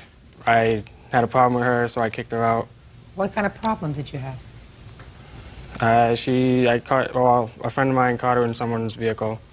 Okay, so you when thought she told me was, she was with you somebody thought else. she was with somebody else. She was with somebody else when she was supposed to be at her father's. And what arrangement did you have in May when she moved in, sir? You know, I really didn't have an arrangement with her. I'm only counting because she's suing me. So you really don't have a claim against her? Not really, no. Perfect, I love it. Easy. So your counterclaim is dismissed, right? Okay. Or you're withdrawing it because you really don't have a case. You just... Well, I have no proof to that. It was nuisance. No, you just said to me you had no arrangement with her for rent. No, I didn't. Good, Because I so told then her you don't have worry no- about anything. So then you had no claim. And I find that you did give her $150 because now she acknowledges that, which is enough to cover your share of the expenses for the trip to Niagara Falls. So your claim is dismissed. Goodbye, have a happy life, get over it, don't bother me. Parties are excused. Yeah, this is case number 293 on the calendar, the matter of Strong versus Ramos. You're welcome, Judge. Parties have been sworn in, Your Honor. You may be seated. Ladies, have a seat, please. Mr. Strong, how long did you and Miss Ramos live together? For approximately almost 2 months. And how long did you date prior to living together? I'd say about 9 months. It is your claim that after an argument, that Miss Ramos got into your car, drove it erratically, drove into a fence, and wrecked your car. Correct. You want her to pay for the damage. Ms. Ramos says that she got into your car because she was escaping an assault by you. And yes, she did go into a fence, but it was because she was fleeing the apartment because you were assaulting her. When did this happen? August 19th, 2004. Tell me about it, Mr. Strong. Your Honor, that day I came home from work. We had gotten to a verbal argument. About what? About money. What about money? Basically, we didn't have no money. So what were to you live. arguing with each other about? Why don't you go get a job? I had a job, Your And Honor. she? She was not working at the time. So were you arguing with her because she didn't have a job? She was arguing with me because I was not making enough money, not supporting us enough. Then we kept arguing. I told her I was going to leave the apartment, went to go get my clothes from my bedroom. You mean you were leaving her? No, I was leaving the apartment for the night. Oh, just for the evening? Just for the evening. Okay. So everything could calm down. Went to go grab my clothes. As soon as I did that, she darted out the door, jumped in the car, and wrecked it, Your Honor. Okay, can I see pictures of the car, please? Yes, ma'am. Here's all the evidence right here. Just pictures. There's also Now, after pictures in she- there of her damage, Your Honor. Now, after she darted out of the apartment into the car, what did you do? I seen her getting into the car from our bedroom. I ran downstairs. By that time, she was already in the car, leaving the apartment recklessly, driving. I ran after her to tell her to stop. As soon as I started to run, she wrecked. I ran over there to see if she was all right. About that time, she ran out the passenger door, ran into the other side of the apartment complex. About that time, I got arrested. Got arrested for what? I got arrested, they said, for domestic violence. All right, Ms. Ramos, let me hear your version of the events. August 19th, 2004, you were at the apartment at 5 o'clock in the afternoon. Yes, ma'am. I actually arrived at 5 o'clock in the afternoon because the evening before I had to go to an appointment. Well, I spent the night at my mom's house, and that night... What kind of an appointment? I actually had to go... I had to go apply for general assistance because we weren't bringing in enough money, and he wasn't allowing me to work. I had to What do you sneak. mean, just a second, what do you mean he wasn't allowing you to work? He wasn't allowing me to work. I don't understand. Put your hand down. I don't understand that. He wouldn't allow me to go look for a job throughout the day. I would sneak to go look for a job. And when was the last time you were employed? Last time when I was employed, I was 16 years old. And that was at How old are you King. now? I'm 18 now. And I am employed now. Mr. Strong? That is incorrect, Your Honor. Okay. I encouraged her numerous times to get a job. Well, tell to me help about out. it. Tell me about it, Mr. Strong. I even, to the point where I told her I would leave the, I would leave the car keys and everything, even to the point where I told her my mother would take her to go look for a job, Your Honor, while I'm at work. What was the argument about on the 19th of August, Ms. Ramos? By that point, I was just so fed up with barely making ends meet that we had to, penny pinch. We had hardly no food in the fridge. So I said, you know what, I'm going to apply for general assistance. Well, I didn't tell him that. I told my mom that. I went to spend the night at my mom's house that evening, and I didn't ask him or anything. I just packed my stuff up. By the time he got home from work, he said, where are you going? I said, I'm going to my mom's house to spend the night. I have an appointment in the morning. Well, that evening when I was at my mom's house, he called me numerous times. His mom called me numerous times saying that Tony is here. I'm sorry, Robert. They call him Tony. Tony is here at the house. He, I don't know what's going on. He's pacing back and forth. I have no idea what's going on. I told her, well, I'm here at my mom's house. I had to leave for the evening because I have an appointment in the morning. Well, the following evening, I went back home. The house was a mess. He wasn't home from work yet. The house was a mess. And finally, he walked in about 5:30, 5:15, and I was in the kitchen trying to clean stuff up. And he said, hi, babe. I didn't say anything to him. And he said, well, what's wrong? Why are you mad? I said, look at the house. Ask me why I'm mad. Look at what you did to the house. He said, well, oh, well. He said, you left me like a dog the night before, so I messed up the house. I said, that's no excuse to mess up the house. So he turned around and I said, you know what? I don't need this. I do not need you or this in my life. I picked up my house keys off the counter, which the house keys did have the extra set of car keys, my cell phone, and I started to walk out of the kitchen. He picked up a knife off of the table, started to tell me that he was going to kill me. He said, if you go and you leave me, I'll kill you. And he said, no, as a matter of fact, I'll kill myself. Started to push the knife into his neck and onto his wrist. At that point, I started screaming, and I was trying to pull it up so it wouldn't puncture him.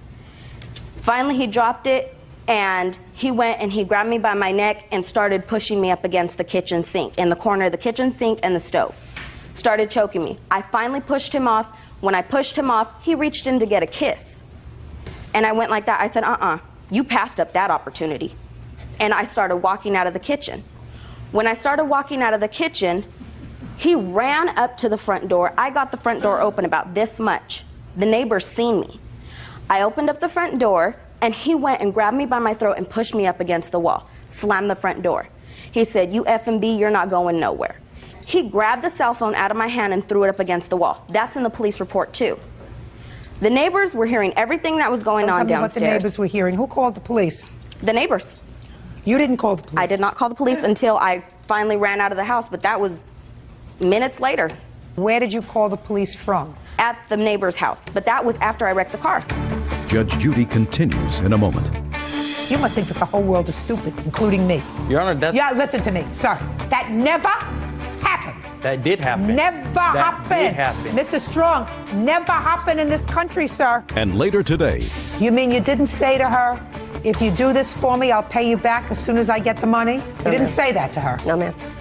Better off without her, my dear. real cases, real people. Judge Judy. Robert Tony Strong says ex-fiancé Camille Ramos wrecked his Buick Regal. Camille says she was fleeing from Robert after he threatened to kill her. Can I see the police report, please? Yes, ma'am. There are statements from witnesses that seen him hitting me. Sorry. It's a chunky one. Yes, sir. Your Honor, I never once hit her. Never. He pleaded Not- to domestic violence. Not once did I hit her. Speak. The only reason I did plead to domestic violence, Your Honor, is because so I can get out of jail. I was facing 6 years in the penitentiary. Listen for to this. me, Mr. Strong. I didn't even ask you the question. You were arrested for domestic violence? I was charged with domestic. I was charged with corporal injury to a spouse or companion, destruction of telephone or telegraphic, and terrorist threat. How long had you been living in that apartment complex, sir? For about, I'd say, a month and 3 weeks, so almost 2 months. Do you know a woman by the name of Melinda? I do not know, sir. Ma'am. She's a neighbor of yours. Police interviewed her. Okay. This neighbor says she saw you push the defendant into a corner and you had your hands around her throat. That's not true, Your Honor. Okay. I never once pushed her or grabbed her. Your Honor, I have pictures of my injuries. The police observed that the apartment was in a total state of disarray, sir. There was overturned furniture in the living room. There were broken parts of a cell phone in the closet in the bedroom. The bathroom door was taken off the hinges. Closet rod, which one uses for hanging clothes in the closet, was on the floor in the bedroom. How'd that happen? That happened when I went to go grab my clothes, Your Honor. I was in my closet, and I went to go like this, bear hug all my clothes. When I did that, she pushed me into the closet. You left that out. I fell down, and that's how that curtain thing broke. You left out the fact that she pushed you in the closet, Mr. Strong. How did the furniture get overturned in the living room? I don't know about that one, Your Honor. When I came home... How did the cell phone get broken and in a lot of pieces, sir? How did that happen? I don't know, Your Honor. You don't know? No. You do know that you pled guilty to domestic violence. Yes, I do know that. Now, when you pled guilty to domestic violence, the judge asked you to make a statement as to exactly what you were pleading guilty to. What did you tell the judge you did on the 19th of August? I just told the judge basically I defended myself. She came after me with a knife. I pushed her away, and after that, I went to go get my clothes out of my closet. She pushed me into the closet. She left, and that's when she jumped in the car, wrecked it, and Mr. I ran Strong, after her. Mr. Strong, there are all different kinds of judges in this country, some brighter than others. None of them would have accepted the plea that you just outlined to me as They a did, plea. Your I'm Honor. speaking as a plea of guilty to domestic violence. Because what you said to me was that you pled guilty, although she was guilty of domestic violence. You must think that the whole world is stupid, including me. Your Honor, that Listen to me, sir. That never happened. that did happen. Never happened. That did happen. Mr. Strong, never happened in this country, sir. Okay. Never. Excuse me, Your Honor, that's that what is did what he happen. told the judge. I want to tell you something. You're his mother? Yes. Listen to me. I was Listen to me. in the court when he told the judge, and he's leaving out the fact that he had a cut from her cutting him with the Listen knife. to me very, And very that there are carefully. photos I'm and speaking. bruises My from mouth her. is moving.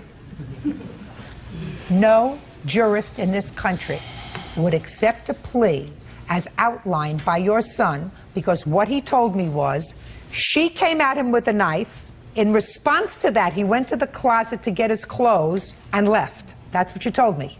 Correct. Right?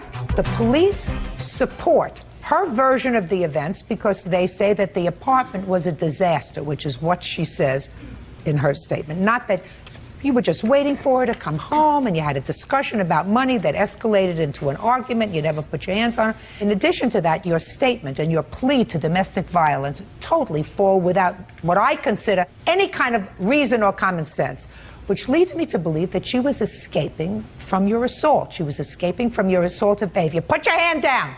And as such, sir, if she was escaping and if she totaled your car because she was trying to get away from you, deal with it. Your case is dismissed. That's all. Thank you, Your Honor. Parties are excused. You may step out. She was planning to leave me, and didn't know how to tell me, so that's how she did it. I wasn't planning on leaving him. I was planning on bettering myself. She had another boyfriend on the side. When a lot of people weren't there for me, he was, but in the end, his true colors showed. I am glad it's over, and now I can get on with my life. For all those girls out there who you think that you need help from anyone, you don't need help from no one.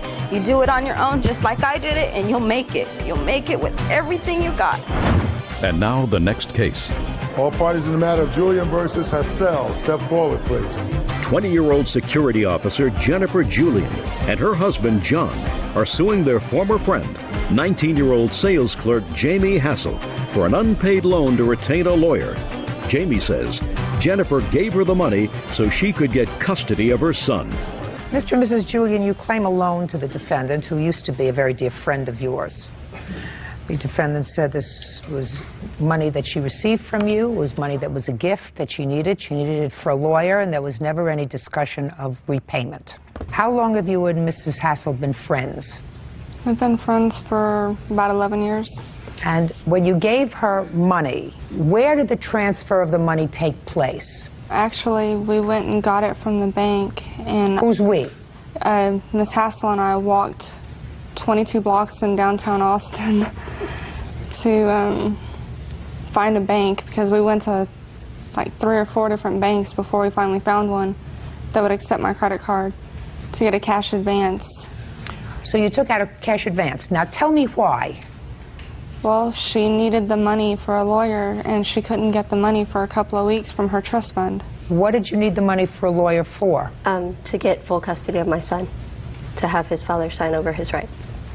How did you ask Miss Julian, or Mr. and Mrs. Julian, to help you? Well, John and I never spoke of it, actually. Jennifer had taken me to the lawyer, because I had an appointment with him that morning, and after the lawyer told me that he needed a $3,000 retainer, we sat in the room, and my mother and I were discussing it, how we were going to come up with the money, and Jennifer offered.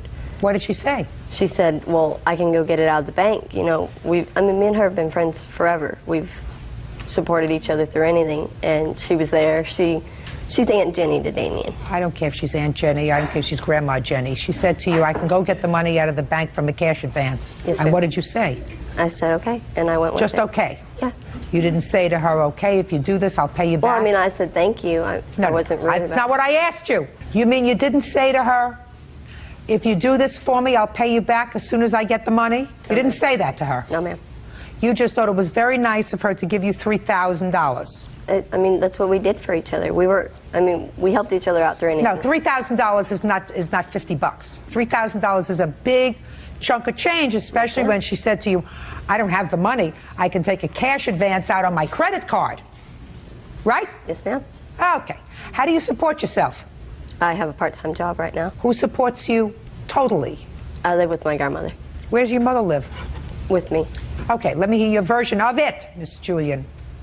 Well, she needed the money, and she couldn't get the money from her trust fund for, I think, 2 weeks. And Is that what she told you? That's what she told me.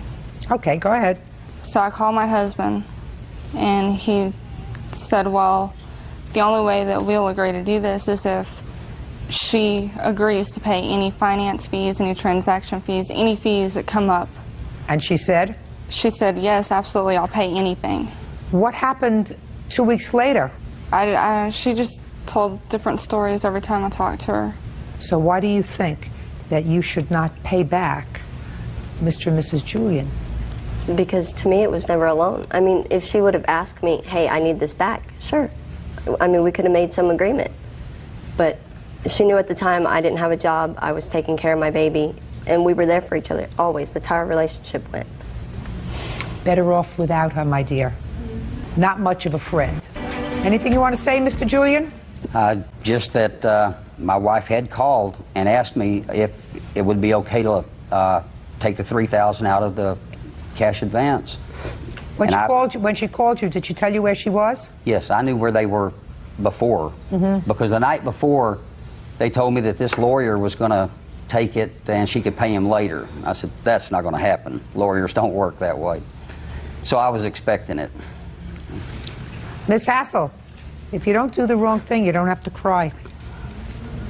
Got to do the right thing. If you borrow something and somebody treats you well and somebody's willing to be supportive, you're supposed to do the right thing. You're supposed to say to Mr. and Mrs. Julian, listen, I can't pay you back all at once. I'll pay you $100 a month, $25 a week. That's all I can afford, but I'm going to do it because I live with my mother and my grandmother. I'm working part-time. I'll work a little bit more part-time so that I can afford to give you $25 a week. $50. $50, however long it takes. You don't try to shirk your responsibility and do the wrong thing with a friend. Judgment for the plaintiff, that's all.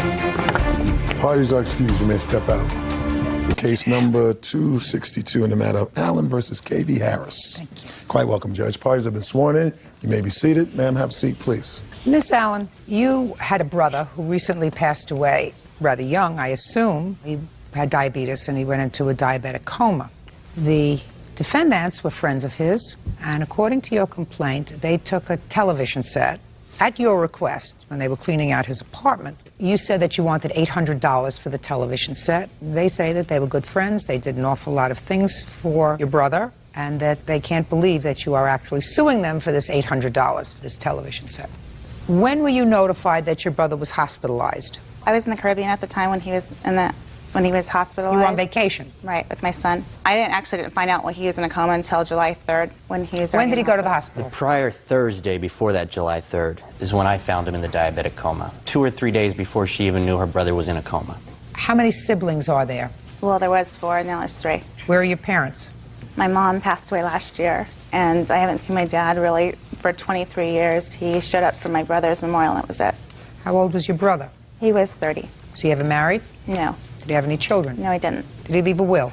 No, he didn't. Tell me, Miss Allen, how it came about that the defendants got possession of this television set. Gaetano had stated to me that Who's Gaetano? Right here, Your Honor. Gaetano said that he wanted... He had talked to my brother Billy on the 25th of June. That was a Friday, the day that I left for the Caribbean. Gaetano had stated that my brother wanted me to have the TV if anything were to happen to him. Is that what you told her? Yes, it was. He had also some really high powered gas RC cars, and he said that Gaetano was to have those. I don't know what an RC car is. Remote control gas powered cars. Oh, okay. Well, I'm just telling you. Thank you. Okay, and according to you, her brother had said that he wanted his sister, this sister, to have the TV. Now, that's not necessarily binding, but it's something that he said to you. Right. That is correct. Okay, go ahead. Okay, so when we sat and we were clearing out Billy's apartment, we had a 32-inch TV that Billy had given to me. I told her that Billy wanted her to have the big screen. Her reaction was, I don't want the big screen. It doesn't fit in my apartment. So I said, why don't you take the 32-inch and we'll take the big screen. She agreed. No money was ever talked about, and no money was ever included. Okay. Did you take a 32-inch television from your brother's house? I took it from my son. But it was your television? Correct. Billy had owed me money because we were the ones who took him to the hospital and paid for his insulin. We were the ones that always got him to the hospital. Matter of fact, the plaintiff was the one who called us, said, my brother's not feeling well. Can you go over there and check on him and get him to the hospital? Okay, well, fine. I have a tape saying that they were going to pay for the TV and that they thought it was too much money, so they decided that they weren't going to pay for it. Okay, I'd like to hear that tape. Hey, Jen, this is Allison. We just got your message. We actually talked about it and decided that we're not going to pay you for the TV because $800 is too much. We told you that we would pay you $5 or $6, I think it was, at the beginning, and you said no, that you wanted $8, and well, you know, we've been friends with Billy forever. We took care of him when he was sick. We did everything for him.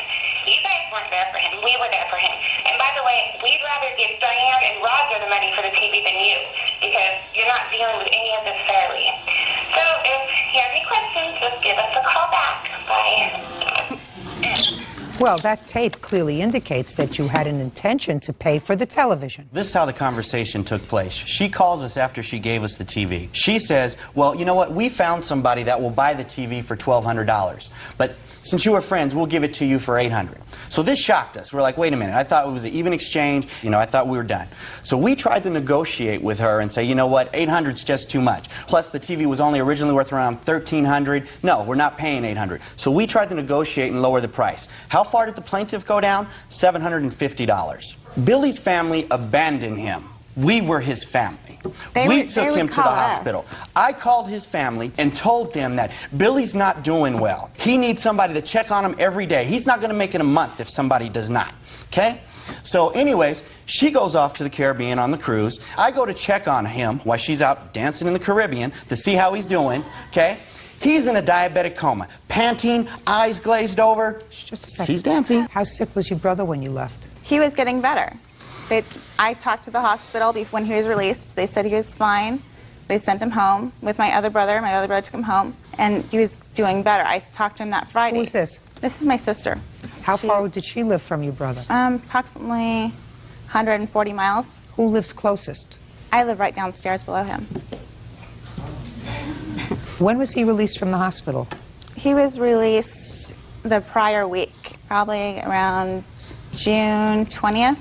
Can I add how he... No. Okay. Now, Miss Allen, what provisions did you make for somebody to check in on your brother every day while you were on vacation? My brother Roger was supposed to check on him, and he actually said he went up there on July. Where does your brother Roger live? He lives in the same apartment building as well.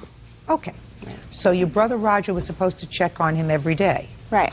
But clearly did not. He said he went up there and he thought he heard my brother like shuffle, like make a moaning sound, like go away type thing on probably, it was June 30th. He went up there and my brother was just like making a noise just to like go away. He doesn't want anybody visiting him. So he didn't go any further from that. Wait a minute, can I add something? Yeah, sure. Her brother did go up there only because he called Gaetano to see what Gaetano was up to for the night, and we asked about Billy. We said, have you checked on your brother today? And he said, I haven't been over there in 2 or 3 days.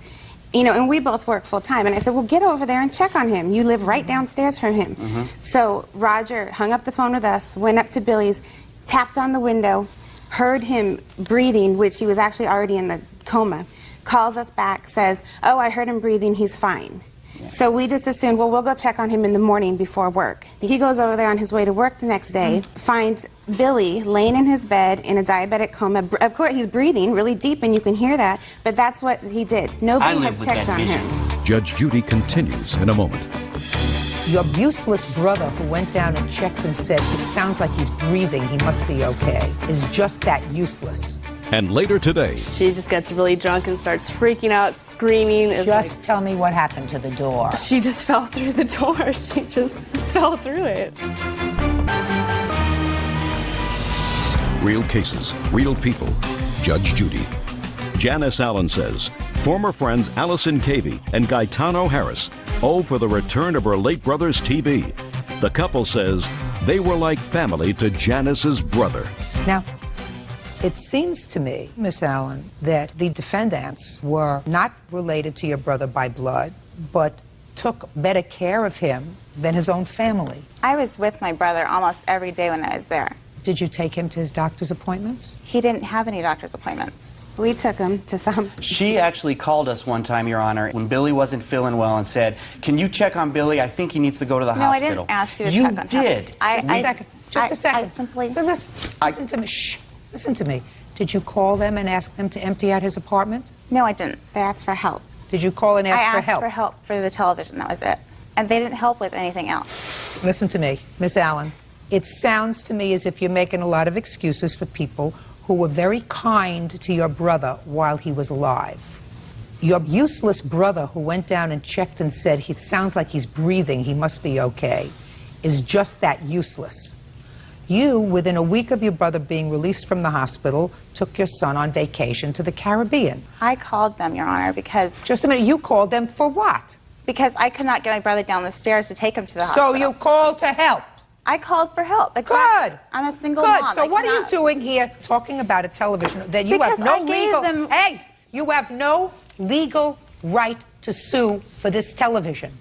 And I would strongly suggest to you that since your brother relied on strangers to take care of him and fill in when his blood family could not, you think twice about bothering courts with this kind of lawsuit. Your lawsuit's dismissed, that's all. Thank you, Your Honor. Parties are excused. You may step out. Thank you. This is my best friend. I was there every day. I'm going to remember the last birthday I spent with him. I went and talked to him and everything, every single day. How he smiled and he had a good time and we sang karaoke. That's what I'm going to remember. And now the next case. All parties in the matter of Rogers versus Munyon, step forward, please. 19-year-old student Brittany Rogers is suing her former roommate, 21-year-old student Rachel Munyon, for unpaid rent, household costs, and damages to the apartment. Brittany says during a drunken episode, Rachel fell through their screen door. Miss Rogers, you and the defendant were roommates. You claim she owes you for first month's rent on the apartment, which she never paid. She owes you her half of some household items that you purchased when you moved into the apartment, and that she caused some damage to the apartment in a temper tantrum, and you want her to pay for that too because you had that deducted from security. That's correct. Miss Munyon says she was totally paid up in her rent. She doesn't owe you a dime. You used a stolen credit card to pay for the household items, and that she never caused any damage to the apartment. Yes. Okay. When did you move in together? We moved in halfway through June of 2003, and I paid the first months of the rent. It was a partial month of $777. Okay, first month's rent, $777. So? I paid $277 of that, and she paid $500 of that. How did you pay the $277? We wanted to get an apartment together, and her parents wouldn't sign, so my dad signed the lease so we could move in. And my dad told her that if he signed the lease, that she would pay the $500 and that I would pay the rest of the $277. Don't speak. That I would pay the rest of the $277. So your father, I'm speaking. So your father, in effect, took a fee for co-signing. Yeah, they made an agreement. Oh, step up, sir. You're the father. Is that right? Yes, ma'am. Did you take a fee for co-signing for this apartment? I didn't take a fee to co-sign for the apartment. What I did was we had a verbal agreement that if I co-signed for the apartment, Brittany would be responsible for the deposit on the apartment. For the deposit? Shut up! Sorry. You co-signed that she'd be responsible for the security deposit. Is that what you're saying? Yes, ma'am. Okay. Yes, Your Honor. How much was the security deposit? $750. Who paid that? I did. Good. Well, that was your agreement, correct? Yes, ma'am. Good. Well, your daughter got the story a little bit confused. Thank you very much. You may be seated now. Okay. Listen to me. Your father's agreement had nothing to do with paying $500 and you paying $277. Your father said that he would co-sign for the apartment. The condition of his co-signing for the apartment would be that the plaintiff put down the security deposit. Period. So you were confused. Okay. Let's go to next. Household goods. Did you use a stolen credit card to purchase the household goods? No, I have my bank statements right here showing the places. Well, tell me what you know about the stolen credit card, my dear, because she didn't make this up out of nowhere, I don't think. There was a stolen credit card, and I did purchase items on a stolen credit card, which I was criminally prosecuted for, and I served my 6 months probation and did my community service for that. Who'd you steal the credit card from? A girl that I went to high school with. It was a back and forth thing. She stole money from me. I stole that from her. It was between me and her. Wonderful. Good. Judge Judy continues in a moment. Every Tuesday, he was supposed to pay me $50. That sound familiar, sir? Yes. Good. That's all you had to say. And Yes sounds right. Real cases, real people. Judge Judy. Brittany Rogers says ex-roommate Rachel Munyon owes for rent, unpaid household costs, and damages to their apartment. Brittany says Rachel has a drinking problem. All right, let's go to the damage to the home. Rachel has a big drinking problem. At first, when we moved in together, I was under the impression that she had kind of cleaned up her act. She told me this total story about her boyfriend and all this. Just give me a break. Would you just tell me what she So damaged basically, the she got house? really drunk and she fell through the screen door and broke it in our apartment complex. Well, tell me exactly what happened. We just had some friends over. We had all been kind of drinking, and Rachel, I mean, obviously she's kind of a small person. She can't take that much, and she just gets really drunk and starts freaking out, screaming. Just tell me what happened to the door. She just fell through the door. She just fell through it. I mean, did you hurt yourself? No, I didn't fall through the door. And you say you didn't fall through the door? The screen door was only off the track, and there was like a little rip at the top. Well, how'd that happen? Just from people going in and out of it. I mean, we're both young. We both had people over there at the time. What else? And also, when she was really drunk, I actually had traffic school the next morning, and she was. What'd you have traffic school for? I was going 46 in a 35 zone, and she was, drunk again, coming in my room, bugging me. I told her to get out. She comes and flings my door open and pushed it against the wall so hard that the door stopper went through the door and put a hole in it. So did you fix it? The landlord fixed it and charged me for it. Let me see. Why didn't you fix it? I didn't really know how to do it. You get a little thing in a tube, you put it in the wall, you go like this, and you fix it. Why the landlord fixed it. We finished second bedroom door, stained with unknown white substance. What was that? That was from a shoe rack that she had over the door that left the paint. You remember that? Yeah. Who lost their pool key? She lost the pool key. There were 2 pool keys. We had a pool key that didn't work. We only received one. And she called the landlord for another one, and he sent us another one. And he wanted me to return both of them at the end, but she did something with the first one. You have a pool key? You don't know where it is? No. Okay. As far as the items that you purchased for the house, and you say that she owes you for half, I'm not going to be able to distinguish what you purchased with a stolen credit card. It was not with a stolen credit card. It's with this right here. Sure, let me take a look at it. They're all highlighted for you. We went together, and she agreed with me together that as soon as we got the computer in the house, that she was going to type up an agreement, and, oh, Brittany, I promise I'm going to get a job. No, she just got drunk and went out and... I had a job the whole time I lived at the She did not have a job at all when she was there. I had a job She stayed at home time. and watched TV, and that's why her father put the cable in his name, because I was working 2 jobs and going to school, and I didn't have time to watch cable. I And had she a just job wanted to the sit whole at home time that we and watch lived there. TV all day and do nothing. Did you go with her to Safeway stores on June the 9th where she purchased stuff in the amount of $626? The thing is that she told me that she was going to use the credit card that her aunt gave us to get the initial things that we needed for the apartment, and then we could pay her aunt back in $50 increments. And then when we got to Safeway, the That's credit not card true. was declined. And the reason it was declined is because the card that Brittany stole was like a Discover or something that Safeway didn't accept. And I told Brittany, you know I don't have the money right now because I just moved down here, I just got a job, so I would prefer if we go to another store where they do take Discover, American Express, or whatever it was. And she said, no, Rachel, don't worry about it. And I was like, okay. So my dad would bring me over food, and I would just eat the food that my dad brought. Oh, no. Listen to me. Listen to what you just said. Judge Judy continues in a moment. You just said that she had a stolen credit card that you knew about. No, I didn't know about it. That you knew it was somebody else's credit card, but they didn't take that credit card at one store that you went to, so you were going to go to a different store. You didn't go to a different store. You stayed at this store, and the amount of $626 wasn't, listen to me, was an amount that was purchased for the 2 of you, and you agreed to pay her back. No, I did not agree to pay her back for those groceries. I agreed to pay her aunt back in $50 increments. Listen to me. You agreed that you would be responsible for half that bill, only you said you were going to give it back to her aunt. Well, she didn't use her aunt's card. She used her card. So explain to me, what's the difference? I told her that I didn't want to because I didn't have half of that $300. You just told me. Listen to me. You just told me you didn't have it then, whether it was her money or her aunt's money. And you said you would agree to give her aunt back $50 installment payments. Correct. But Brittany wanted the $300 up front. No, I let her pay me increments. I actually arranged it with her father, and her father said that, oh, you know, Brittany, don't worry. You know, I know Rachel, and, you know, if she doesn't take care of stuff, I will. He paid me one $50 money order. Does that sound familiar, sir? Yes. Good. That's all? That's all you had to say. And yes, sounds right.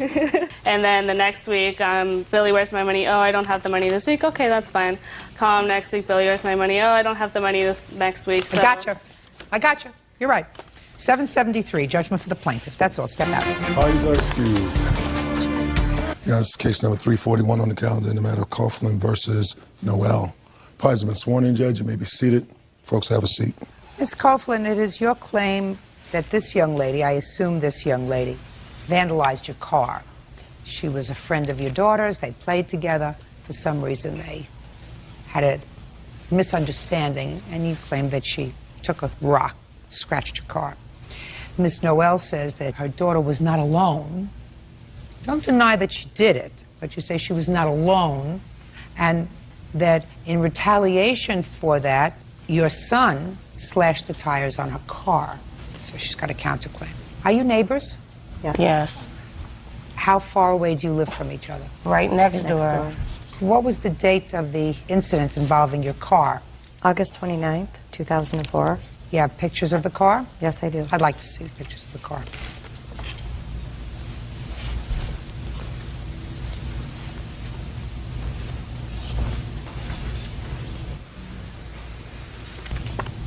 What makes you think Sequoia damaged your car? They were all outside playing, all the children, with Katara, and Katara came in the house crying, saying that Sequoia upset her. So I said, okay, we'll stay in the house. After that, I went out to do laundry and I noticed a big scratch on the side of my car. Okay. Now, what proof do you have that Sequoia did that damage to your car? It's in the police report. She had admitted doing it. Can I see the police report, please?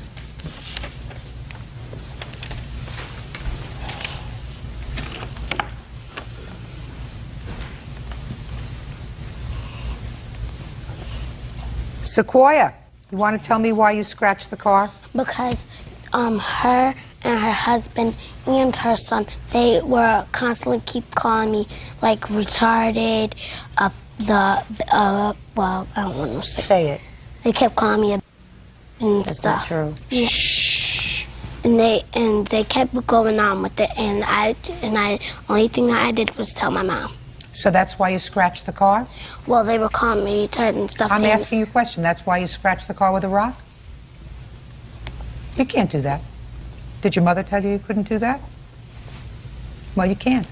If somebody says something nasty to you to hurt your feelings, that makes them wrong. That makes them not smart. But that doesn't give you the right to damage their property. Got it? Did your mother tell you that? Yes. Okay, how much is it going to cost to fix the paint on the car? Approximately $921. Do you have an estimate? Yes, I do.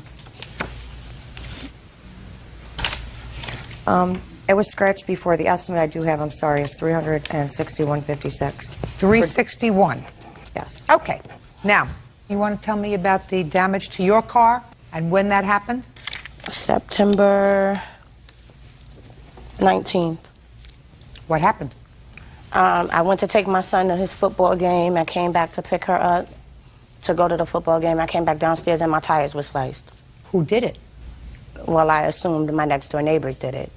Well, what proof do you have that they did it? I didn't have any proof at the time. Do you have any proof now? Actually, I have a witness that overheard her son bragging about the second time they sliced my tires 3 days after that.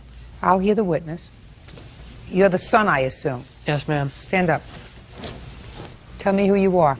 Tanisha Cooley, their babysitter.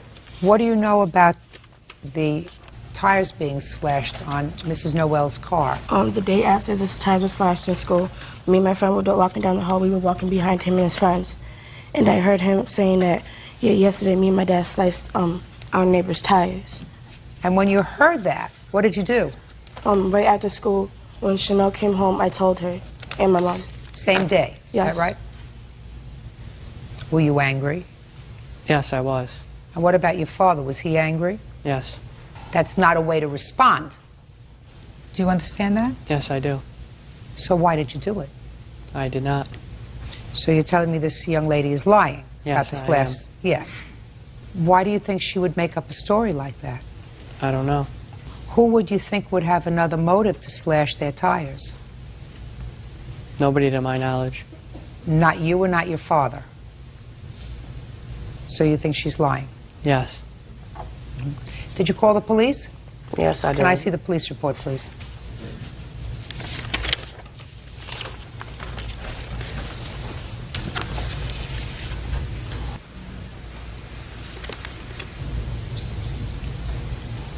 You can sit down.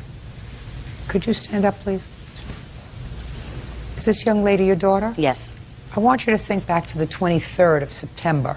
I want you to tell me about the conversation you had with your daughter when she came home from school. She told me that she overheard Michael saying that him and his father slashed the tires. She told you that on the 23rd? Yes. What's the name of the person that he was with? I don't know them. In school? You don't know who they are? No. How many other boys was he with? 2. You have a bill for the tire that was slashed on the 22nd? I don't have a bill. I paid to get my car done. Here. Well, I need a bill for the tire. That's what we're talking about.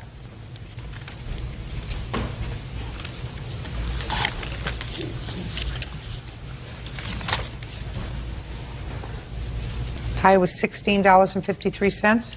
Used one. Look, I believe her. I just want you to understand that.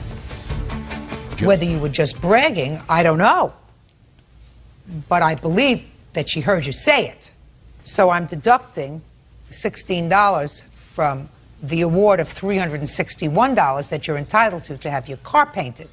I haven't a clue why people who were neighbors engage in a course of conduct to make their lives absolutely miserable. It's just so absolutely ridiculous to me.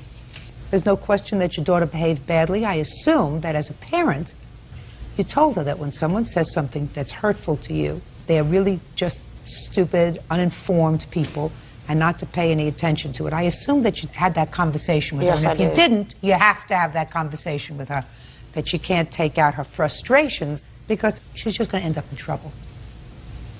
What? Well, she wrote on our wall and on our hallway wall, and my mom has to pay for that. And she wrote on theirs too. Are you making an excuse for yourself? Don't. If she does something wrong, like write on a wall, how old is she? 5. And how old are you? 8. You're supposed to know better, and you're not supposed to make excuses for doing the wrong thing. And you're certainly old enough to know better.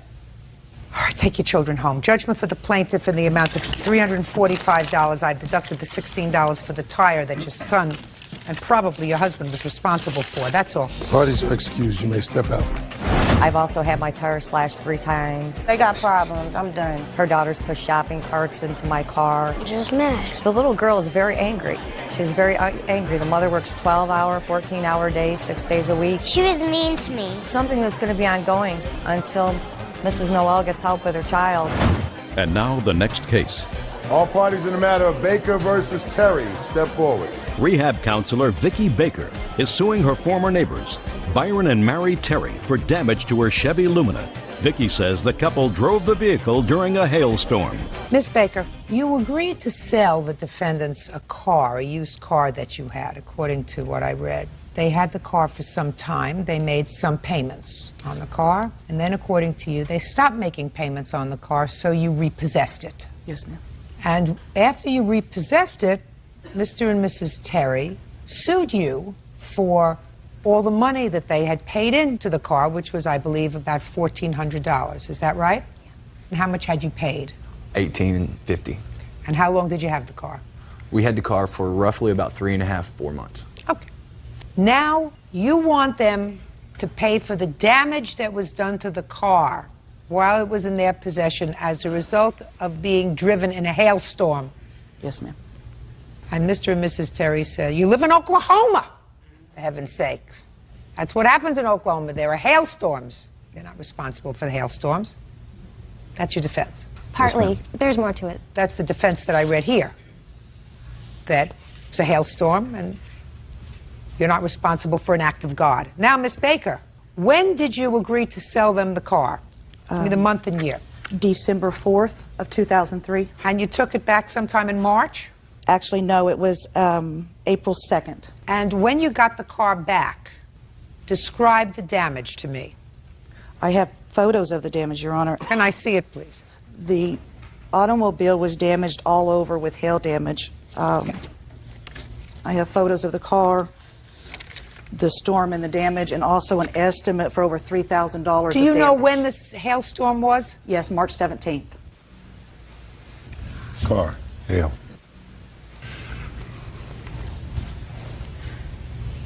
Were there other cars damaged, Miss Baker, in Oklahoma where you live by this hail? Yes, ma'am. How many hundreds of cars were damaged? Probably many. So why do you think the Terrys are responsible? Because in the agreement they were responsible for any damages as well as to insure the car, which they did through Geico. And then I had asked them to take care of the damages with their insurance, and they did not. Now, after March 17th, did they make any payment to you? When was the last payment? March 12th, Byron paid me $200, which totaled $1,400. No, I just asked you when the last payment that they gave you was. March 12th. Why did you stop making payments after March 12th? We didn't, and we have proof. What happened was when we bought the car, we put like a large amount of money down, and then she gave us a copy of the title, and it said there was a lien on it, and she kept convincing us to double up on payments, like, and harassing me at work. Just a second, Your Honor. Just a second. I asked a simple question. It doesn't require a story. Okay. It requires an answer. Why didn't you make any payments after March the 12th? The last payment As a was matter on- of fact, I was sitting in jail, ma'am. I won't lie to you, I wasn't capable of writing her a check. My wife was handing her cash. She gave my wife no receipts, which I told my wife, don't give her no cash if she ain't going to give you no receipt, because it ain't going to do you no good. Judge Judy continues in a moment. Ma'am, I didn't know we had hard feelings. I thought this would be friendly throughout the entire thing. After you took back the car, they sued you. At what point did you think it was friendly? Real cases, real people. Judge Judy. Vicki Baker says former neighbors, Byron and Mary Terry, owe for damage to a car they were subleasing. Vicki says the car was dented during a hailstorm. The question is, did you make any payments or did you not make any payments after March the 12th? No, I'm sorry. So the answer is no. Right.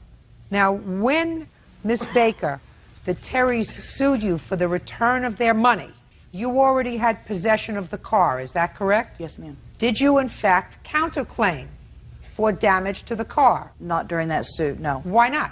I tried to, and they said it was too late to countersue, that I had to make a new suit. When did they sue you? In what month? May 28th. So you had already had the car back for almost 3 months. April 2nd. No, I would have had the car back for about 6 weeks. And when was the court case heard? The court case was actually heard on May 28th. So the suit may have came just a little bit before that. Well, that's what I'm asking you. When did you file suit for the return of your money? When did I file suit? No. Them. In April. And when was she served? The weekend after I filed suit, after I got out of jail. Sometime in April. Yes, ma'am. So you had at least 4 or 5 weeks. Is that right? Yes, ma'am. After you got notice that you were being sued. And you had at least 6 or 7 weeks to sue them for the damage to your car. So my question to you, Miss Baker, is why didn't you do it? I was hoping that they would take the car. All along, I have offered them back the car for the $1,000 that they owed on the car. And so I have no use for this car, so I was hoping that they would do the original agreement, which was to pay the $2,400. What did you do in order to convey that to them? I spoke to them twice in person. Just a second. Okay. Spoke to them twice after you repossessed the car. Yes. On April 2nd. And also the police. Pardon me. Did either Mr. or Mrs. Terry indicate to you that they were prepared to continue paying the additional $1,000 that you claimed they owed? Mary's statement was, no, I will not give you another dime. Okay. Byron said, no, I'm leaving state. I have no need for the car. I'm fixing my truck. So they changed their mind. So the answer is no. No. Yes, ma'am. So then my question to you is, why didn't you sue them? I did. No.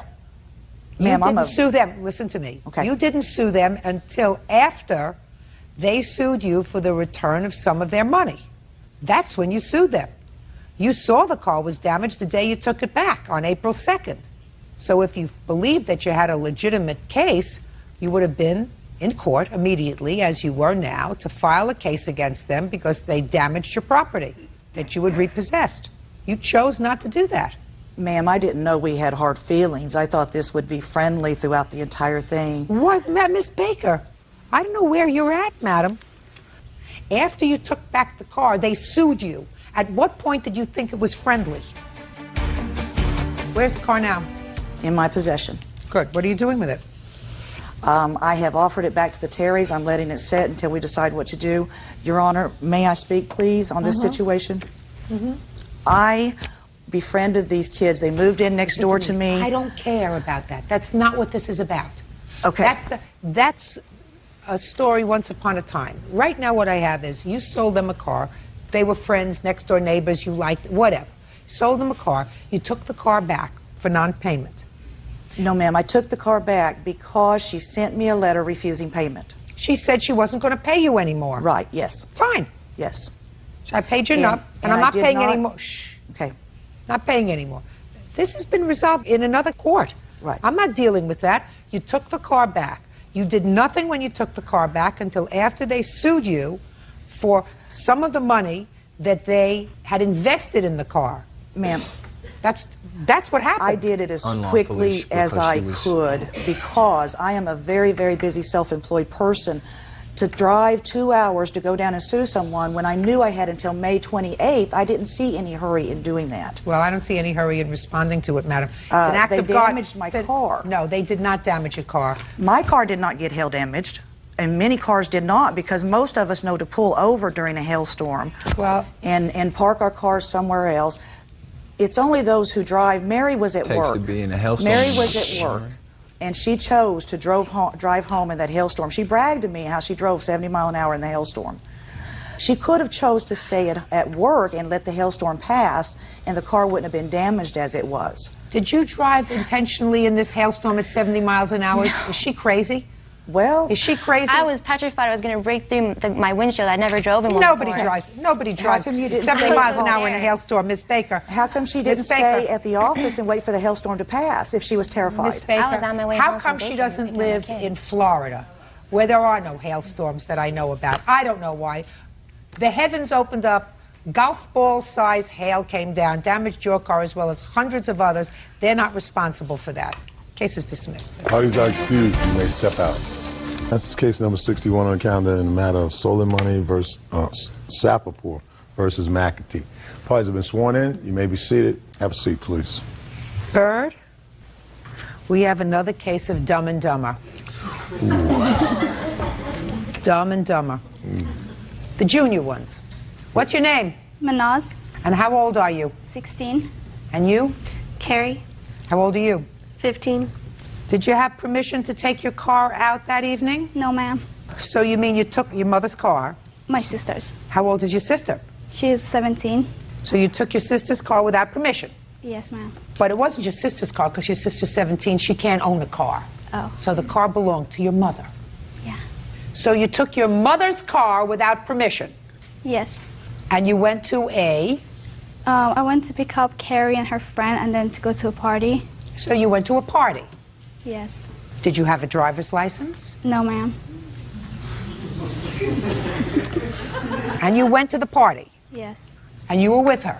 I was at her house before we left for the party, and we both went and picked up another friend. And while you were at the party, you were drinking? Yes. What were you drinking? Alcohol.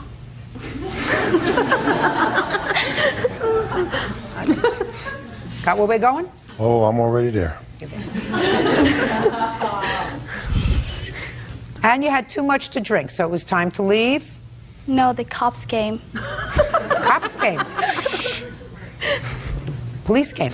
Now, this party was at someone's home? Yes. A boy or a girl? A boy. Let me guess, his parents weren't home? Yeah, yes, they were. They were home. Why did the police show up at the party? Because everyone was smoking and drinking and... Smoking what? Weed. Smoking marijuana? Yes. Where were the parents when this was going on? The mom was home buying the alcohol for kids, and I don't know where was the dad, but I know the mom was home. Now, was Kerry smoking marijuana? Yes. Were you? Yes. Honest. So the police were called, the police were coming, and then it was time for you to leave. You didn't want to drive home because you had too much to drink? Yes. So Kerry drove home? Yes. But on the way home, she hit a car. Yeah. And that's what this case is about, because you feel as if it's appropriate for Kerry and or her mother to pay for half of the damage to both your car and the car that was hit. Exactly. And Kerry's mother says... No. Why? Because I was misled at the time. I had had several conversations with Mary before these two went to this party. They'd only been friends Who's for a Mary? few weeks. Which one's Mary? Is a mother. Okay. Okay. Because we were both concerned about what our daughters were getting into in their recent behavior. I was fully led to believe that Naz was a licensed driver. Several times she drove my child home from school. They both went to a party in another town. Who led you? Mary herself told me what a good driver Naz was. Let's talk about the 29th of December. Well, I'm believing that Naz is a licensed driver, so I agreed to pay for half of the deductible. Just a second. Let's look at the objective data.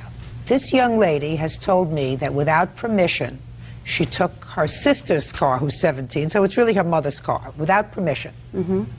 Now, your daughter knows that she doesn't have a license, correct? Correct. Your daughter knows that it's against the law to smoke marijuana. Is that correct? Correct. Your daughter knows that she should not have gotten behind the wheel of a car to drive. Correct. Correct. And your daughter was the one who was driving while under the influence of a controlled substance when she hit a car. Right? Correct. And if what you're telling me is you do not believe that she bears at least partial responsibility, I would like you to explain why. I do believe she is responsible for what is not covered and paid for by the insurance policy on the vehicle by the owner. Okay. Now let me explain something to you, madam. She is not obligated, first of all, to put this claim through her insurance. Even if she did, it is more than likely that they would disclaim on the policy because the person who drove the car was not a licensed driver. Well, Your Honor, I don't mean to interrupt you. She needs to take better control of her own daughters. And had I not been misled by her in the beginning about Naz having her own driver's license, not carrying her sister's in her wallet, this relationship would have ended long before that. My daughter would not have been in that party or that car. Listen, get your head out from where it shouldn't be. Your daughter would have been there. If you think that your daughter wouldn't have been at a party smoking your daughter wasn't smoking marijuana because she let them use the car.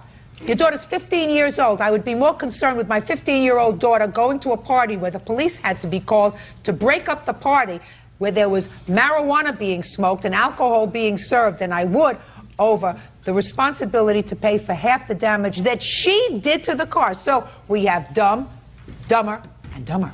Okay. Can you do me a favor? What? Can I have a copy of this? Yeah, you want to show it to someone? Yes, please. Thank you. Good. Let me see the estimates on the damage to the car, please. This is the estimate of the other parties, sir. Okay. This is the check that I paid, and this is the estimate of my car. Okay. May I have it, please? Pictures. What? Yeah, some pictures. I don't need pictures. I got the picture. What do you want to do with the tape of this? Tell me what you want to do with it. Your Honor, I have teenage children. Yeah. Got it. I got it. And teenage nieces and nephews. I got want it. them to see this one. I got it. Stupid people. Judge Judy continues in a moment. I'm telling you that you better keep better control of your daughter because your daughter is out of control. Do you understand? And later today, What were you doing with her husband in the afternoon? He called me and said Melanie was out of town and he could come by and pick up the flyers. Stupid! real cases, real people. Judge Judy. 16-year-old Manaz Soleimani says her former friend, 15-year-old Carrie McAtee, wrecked her car. Manaz says Carrie had been smoking pot. Okay. Your Honor, may I say something? No, you said enough. You don't want to appear any more stupid than you already appear. Now, let's get to you. You got to keep better control of your daughter. That's right. You understand that? Yes. Your 16-year-old daughter and your 17-year-old daughter shouldn't have a car. She has her driver license, my older one. And this one? No, this one has... This one? Yes. They already told Naz not to hang out with Kathy. Just a second. Not to hang I'm out. talking about allowing her to use a car. Yes, you're right. You've done that. No, I didn't let her to drive the car. Are you telling me that you've never allowed her to drive the car before? Alone, no. Never alone. Just With whom? With me.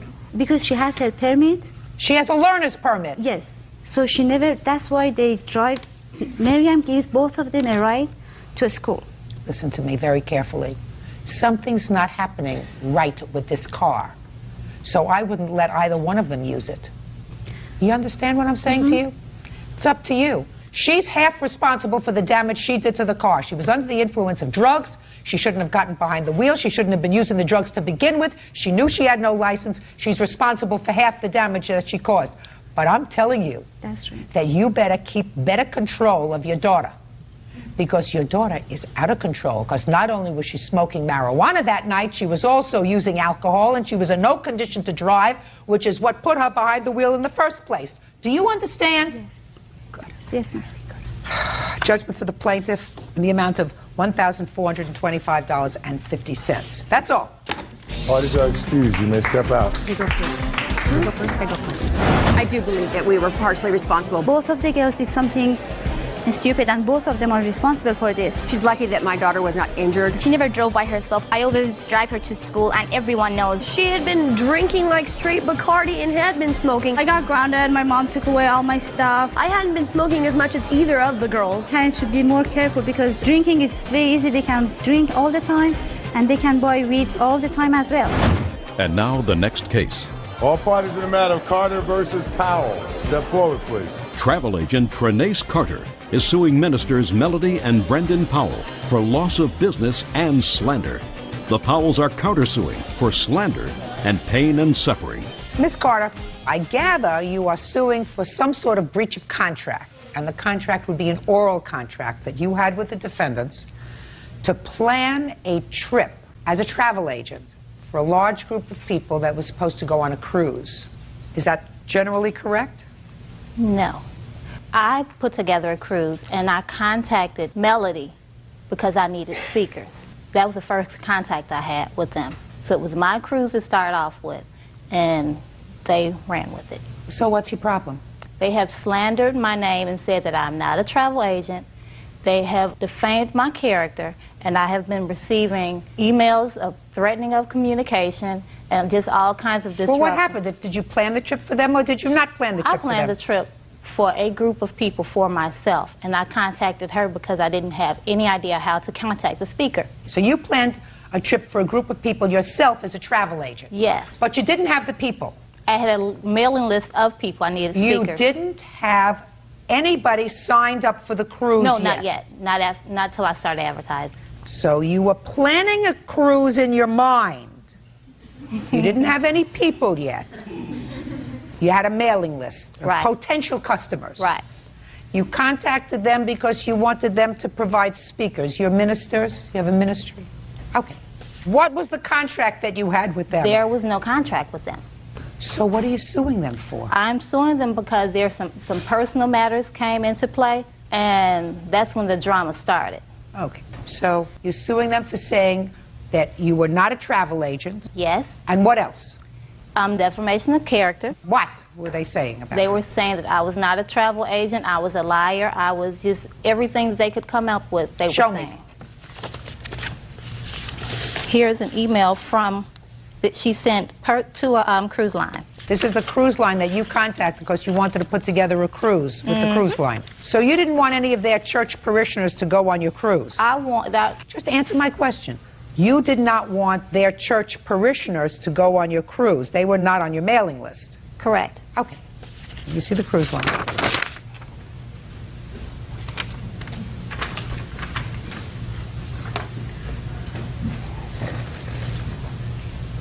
Well, this email says that they want a $50 refund that one of their parishioners gave to you in order to secure a spot on this cruise. And they're saying that this parishioner called and asked for their $50 deposit back, and you told their parishioner it had already been sent to Carnival Cruise Line. And then they said that they checked with Carnival Cruise, and they don't take a $50 deposit, they take a $150 deposit, and it is their belief that you are embezzling their clients of funds in order to benefit yourself. And we ask that Carnival investigate the situation and this person who may be pretending to be an agent of Carnival Cruise Line. I have a contract from Carnival that has my deposits as an agent. This states that I am a contract agent. There are my contact numbers and my IATA numbers. Those are the only way that we can book groups.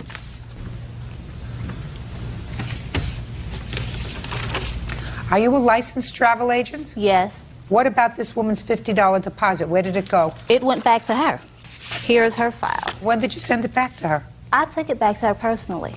Well, this letter was sent on April 12th, and you brought it back on April 16th? I took it back to her on April 16th. 4 days after this email was sent. Is that right? Yes. Okay. Now, is this the slander that you're talking about?